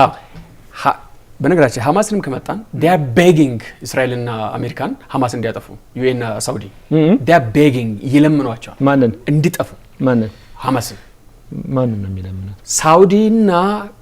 ሳውዲ እነ ካታር ሳትሆን ሳውዲና ዩኤኢ ሐማስ የሚባል ኃይል እንዲያጠፉ ይለምናሉ። ወይ እነሱ ብዙ ኃይሎች እንዲጠፉ እየሰሩ ነው። ልምጣልህ የመን ሲገባ ሳውዲና ዩኤኢ አንድ ላይ 2015 አንድ ላይ ነበር የዘመነው ረጅም ጊዜ ሲደበድቡ ነበር። ኮንሰርናቸው ምንድነው? ከሰሜን እየመጣ ያለ በኢራን የሚመራ ሻአ ሁቲ አለ። ያው አልቻሉም። ስለዚህ ብቸኛው ኦፕሽን ያደረጉት ምንድነው? ወደ ኤደን ሄዶ የተቋቋመ ኃይል አለ የሳውዘርን እንትን የሚባል እዛ ላይ ኤደን ተቋቋመና ያንን ሁለቱም ይደግፉ ነበር። አንደኛው ቡድን ግን ፋክሽን ፈጠረና ሳውዘርን ትራንዚሽን ካውንስል የሚባለው አይ የደቡብን የመንን አገር አደርጋለሁ አለ። ደቡብ የመን ከዚህ ፊት በርግጥ አገር ነበር እስከ ኮልድ ወር እስካለ ድረስ። ስለዚህ እዛች ጋር ነው ልዩነት ተፈጠረው። እንትና ደግሞ ሳውዲም እንደምትለው ኖ መገንጠል የለባችሁም የጊዜ ጉዳይ ነው፣ ሁቲን እናሸንፋለን፣ የመንን እንመልሳለን ወደ ሱኒዎች እጅ።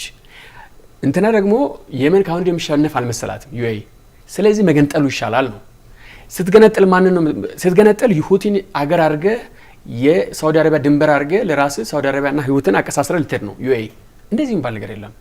የሚከፈሉ መስዋዕት ከፍለን ሁቲን አሸንፈን እንመልሳለን ነው ፖይንቱ። ለምሳሌ አሁን ትላንት ከሺአ ጋር መስራት ጀመሩ። ማን አልሰሩም? ታዲያ ማን ጋር ነው እየሰራ ያሉት? ኦኬ አንተ ያልተረዳህ ነው። ደቡብ የመን ላይ ሁለት ኃይል አለ። ደቡብ የመን መገንጠል የሚፈልግና ሁቲን ሻውን አሸንፎ የየመን መንግስት ዳግም መመለስ ይፈልጋል። አዎ ይሄ ነው ዳሰት ይሄን ነው ይሄ ነው። ስለዚህ እንትና ደግሞ ሳውዲ ያስደገምከኝ ነው እንጂ ሳውዲ የምትለው ምንድነው? ሁቲዎችን አሸንፈን ዳግም የመንን መመለስ አለብን ስትል ዩናይትድ አረብ ኤምሬት ደግሞ ከእንግዲህ ይሄንን አሸንፎ የመመለስ ነገር ኢራን ያለች አይሆንም። ስለዚህ ደቡብ የመን ገንጥለን ሌላ የሁቲ ተቀናቃኝ የመንን መፍጠር ነው። በዚህ ጋር ነው ልዩነቱ። ይሄንን ያዝና ትላንት ወዲያ የሳውዲ ጦር የባህሬን ገብቷል። እሺ ምንድነው የባህሬን ፖለቲክሱን ታውቃለህ? አዎ ምንድነው ለምሳሌ? ቀጥል። አዎ ባህሬን ማጆሪቲ ሻ ነው። አዎ ለረጅም ጊዜ ባይዞ 80% ድረስ ሻ የነበረ ነው። 15% የማይበልጥ ሱኒ ነው የነበረው። ነገር ግን ባህሬንን የሚመራው የካሊፋው የንጉሱ ቤተሰብ ሱኒ ነው። ይሄንን ማን ነው የሚያስጠብቀው? 15% ይዘህ 80% እየታገልክ 90% እየታገልክ አቅም የለህም። ስለዚህ አሜሪካ ሆይ እርዱን ተባለ። የባህሬን ያሁን የፊፍዝ ፍሊት የምትሉት የሳውዲ በለው የዩኤኢ በለው ሁሉም ባህሬን ላይ ከተማው ያንን 15% ንጉሱን ማይኖሪቲ ገቨርንመንት በነገራችን ላይ ለመከላከል ነው። ጌስ ዋት ከዛ በኋላ ምን አደረገ? በይሄ ከተለያዩ አረብ ሀገራቶች ሱኒዎችን በስራ በምናምን ይሰበስበዋል። ዲሞግራፊ ለውጥ ነው ያደረገው። 20 ዓመት አይሞራም 80% ሻ ያለ ማለት ነው። ቅርብ ነው። ቶታል ዲሞግራፊክ ቼንጅ ቀይሮ አሁን 60% አይበልጥም የሻው። ኖ this is total ማስረጃ ያለው ይሄን። እሺ just wait አሁን አይቶላ ሲሞት ባህሬን ህዝብ አመጽ ወጣ። the first country እዛ ቦታ የደረሰው ሳውዲ አረቢያን ጦር ገብቷል። ቀጥል ስለ ባህሬን እስቲ። ባህሬን ከመጀመሪያ ከጥንት 1000 ዓመት ጀምሮ ያለው ነገር አለ። ኖ ችግር የለውም። ወደ እንትን እያመጣው ስለሆነ ወደ ጆ እንትን ይሄኛው ላይ ሴክቶቹ ላይ አንዳንድ ሞር ቅድም ላነሳላችሁ እንደሞከርኩት ፖለቲክሱ እዛ ውስጥ ነው የሚጠለፈው። አይ ነው እንደዛ። ግን አሜሪካ የምትገባ እንደዛ ተመሳሳይ ነው። ክርስቲያኖች ሊበራሎች ነው፣ ኮንሰርቫቲቮች ሊበራሎች ዲሞክራቶች ይደበቁልሃል። ኮንሰርቫቲቭ ደግሞ ትራምፕ ጋር ሄዶ ምናምን በቃ አንተ ተቀብታል ምናምን ብሎ ይጮሃል። ደግሞ የነ አያቶላ አሊ ሀመኒም በአንዳንድ ጉዳዮች ላይ ብዙ ጥያቄዎች የሚነሳበት ምክንያት አንተ ከምታነሳቸው ሀሳቦች ነውና ሳምታይምስ ደግሞ አንዳንድ ቡድኖችን በጣም ለእስራኤልና ለአሜሪካ ፈታኝ የሆኑ ኃይሎችን ከኢራን የተቃረነ እምነት የሚከተሉ አይነቶችም ናቸው። ሐማስን እንደ ማሳያ ያነሳው ለዛ ነው። ሞር እኛ ያ ጉዳይ ዲቴይል አሉ ብዙ የሐማስን ጉዳይ ሌላ ጊዜ ከምናወራ ከሆነ በዛ ላይ እንመለሳለን እንጂ ለምንድን ነው ኢራን ይሄን ያደረገችው ነው በደንብ እናወራለን። ይሄ ከአክሲሳቸው አንፃር ሌላ ጊዜ ሁለታችሁንም ስለምጋብዛችሁ የተለየ ፐርስፔክቲቭ ስላላችሁ አም ሃፒ ከዛ አንፃር እናየዋለን። ደን ምንድነው ይሄ እንደዚህ አይነት አካሄዶች አንዳንድ ጉዳዮች ሃይማኖታዊ ምናምን እነዚህ የጂኦፖለቲካ ማስፈጸሚያ ዳይናሚክሱ ቀያየራል። እንደም ያነሳቸው ጉዳዮች የሆነ መቀበያም ሊሆኑ ይችላሉ። ብዙ አይነት አንደምታ ያላቸው ናቸው።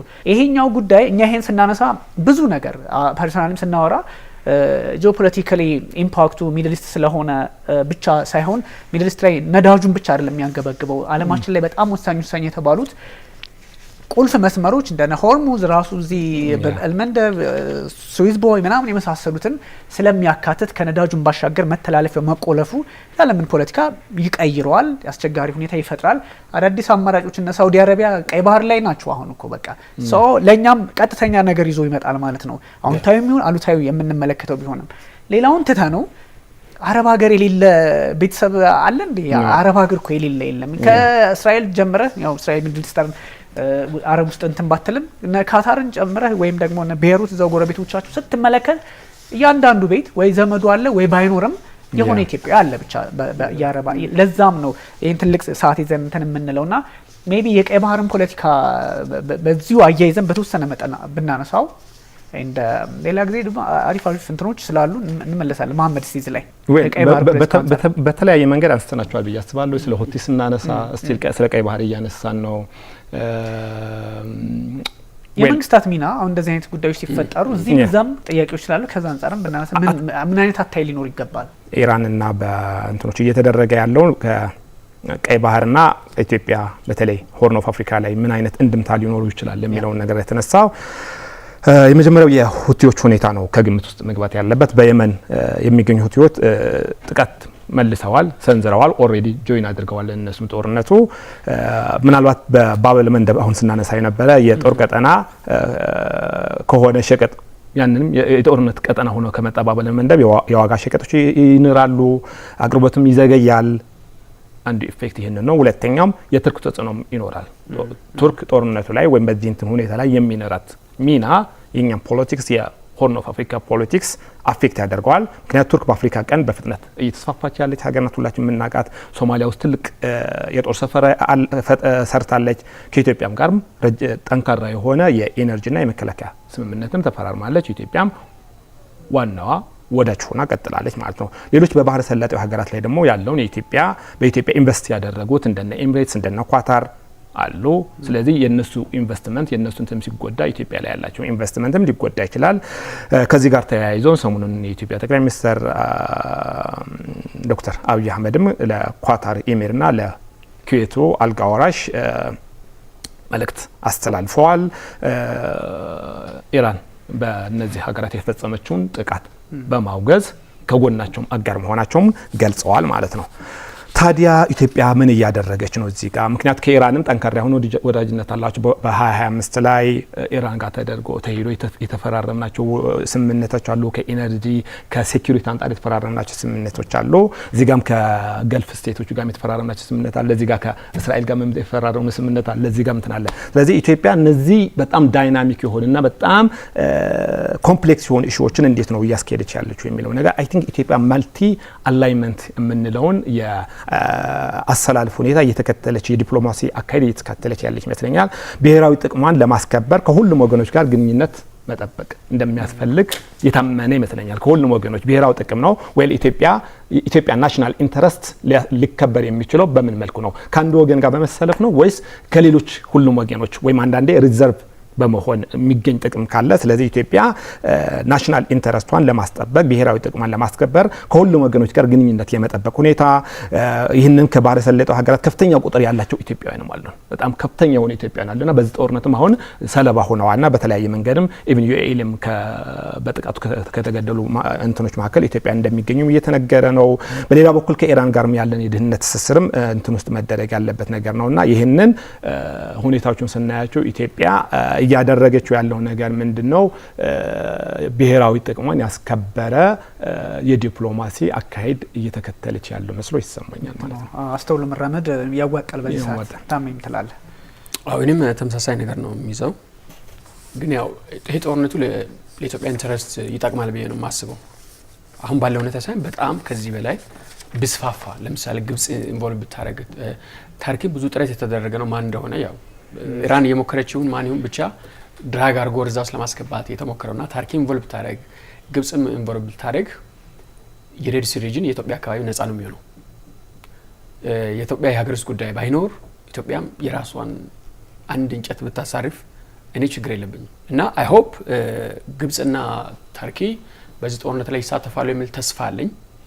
የግብጽ ኢኮኖሚ ካሁኑ እየተመታ ነው። በሳምንት በወር ውስጥ ነው በሳምንት ውስጥ 700-800 ሚሊዮን ዶላር ያጣችው ተብሏል። ግብጽ የእንትን ስዊዝ ካናል በጣም ቀንሷል። ሌላ መንገዶችን ነው እየተፈለገ ያለው። ሬድ ሲ ሪጅን በአሁን ሰዓት አሳሳቢ ነው። ሁቲ ያለ ምን አለ ሁቲ ኦፊሻሊ ኢንቮልቭ አላረገም። ኢንቮልቭ አረጋለሁ ያለው ምንድነው ያለው? ሳውዲ ከገባች ይገባል ብሏል። ሳውዲ አንድ ጥይት የተኮሰች ጊዜ እንደሚገባ መግለጫ ሰጥቷል። መግለጫ ሰጥቷል አልሁቲ መሪውና ያ የበለጠ ወደ ቀይ ባህር ይስበዋል። ለዛም ይመስለኛል ሳውዲ ያልተኮሰችው እንጂ ሳውዲ እኮ የዛሬ 3 ቀን ትገባለች ተብሎ ሲጠበቅ ነበር። ካሁን ወዲህ እንግዲህ የዋና ይሄ ምንድነው አርማኮ ነው የሚባለው ዋና እንትኗ ሪፋይነሯ ሳይቀር የተመታባት ነው። ኢንፍራስትራክቸር በጣም የፈረሰ ነው። ምንም እንኳን ብዙ ኢንተርሴፕሽን ቢኖርምና ሁቲም ቢገቡ ቢቀላቀሉ የኢትዮጵያ ብሔራዊ ጥቅም የሚከበርበት ጊዜ ይመስለኛል። እኔ ፐርሰናሊ ባይዘው የኤርትራን ሉዓላዊነት ማላከብር ሰዎች ውስጥ አንዱ ነኝ። ኦልራይት ማለት ነው። ምናልባት እኔ የኢትዮጵያ ምንድነው መልእክቱ የሚለውን ነገር በደንብ አድርገን ብናየው ጥሩ ነው። ኢትዮጵያ በከፍተኛና ውስብስብ በሆነ ቀጠና ነው የምትገኘው። ውስብስብና በጣም ዳይናሚክ በሆነ ቀጠና ውስጥ ነው የምንገኘው። ከፍተኛ ጥንቃቄ በሚያስፈልገው ተለዋዋጭ በሆነ ቀጠና ውስጥ ነው የምንገኘው። በጣም ጥንቃቄ የሚጠይቅና ተለዋዋጭ በሆነው አሁን ኢራን እየተመታች ነው ወይም እየተሸነፈች ነው ተብሎ ኢራን የሚቃወም ነገር ብናደርግ ነገ ሁኔታው ቢቀየር ዳይናሚክሱ በጣም ይፈልጋል።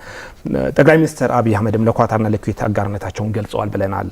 በሌላ በኩል ደግሞ ከኢራንና ከቱርክ ጋር ያለን ግንኙነትም እያጠናከር ነው። ይህን በጣም መታየት ያለባቸው ነገሮች ናቸው። የኢትዮጵያ ትምህርት ግልጽ ነው። እኔ መካከለኛ ምስራቅ፣ ቀይ ባህር፣ የህንድ ውቅያኖስ ላይ የሚደረጉ እንቅስቃሴዎች አሁን እንደተነሱ በከፍተኛ ጥንቃቄ የሚጠይቁ መሆናቸውን እኛንም አፌክት የሚያደርጉ ስለሆኑ በጥንቃቄ መታየት ያለባቸው ናቸው። ዓለም እየተቀየረች ነው የሚል ነገር ወስደዋለሁኝ። እኛም ከለውጥ ጋር አብረን መራመድ ካልቻል ወጀቡ ምናልባት የሆነ ቦታ ላይ ወስዶ ሊጥለን ይችላል እና በጣም ጥንቃቄ የሚያስፈልገው ቀጠና ነው። በነገራችን ላይ ኢትዮጵያ አረብ ሊግ ውስጥ መግባት አለባት ከሚሉ ሰዎች ውስጥ ነኝና this is the right time ይመስለኛል።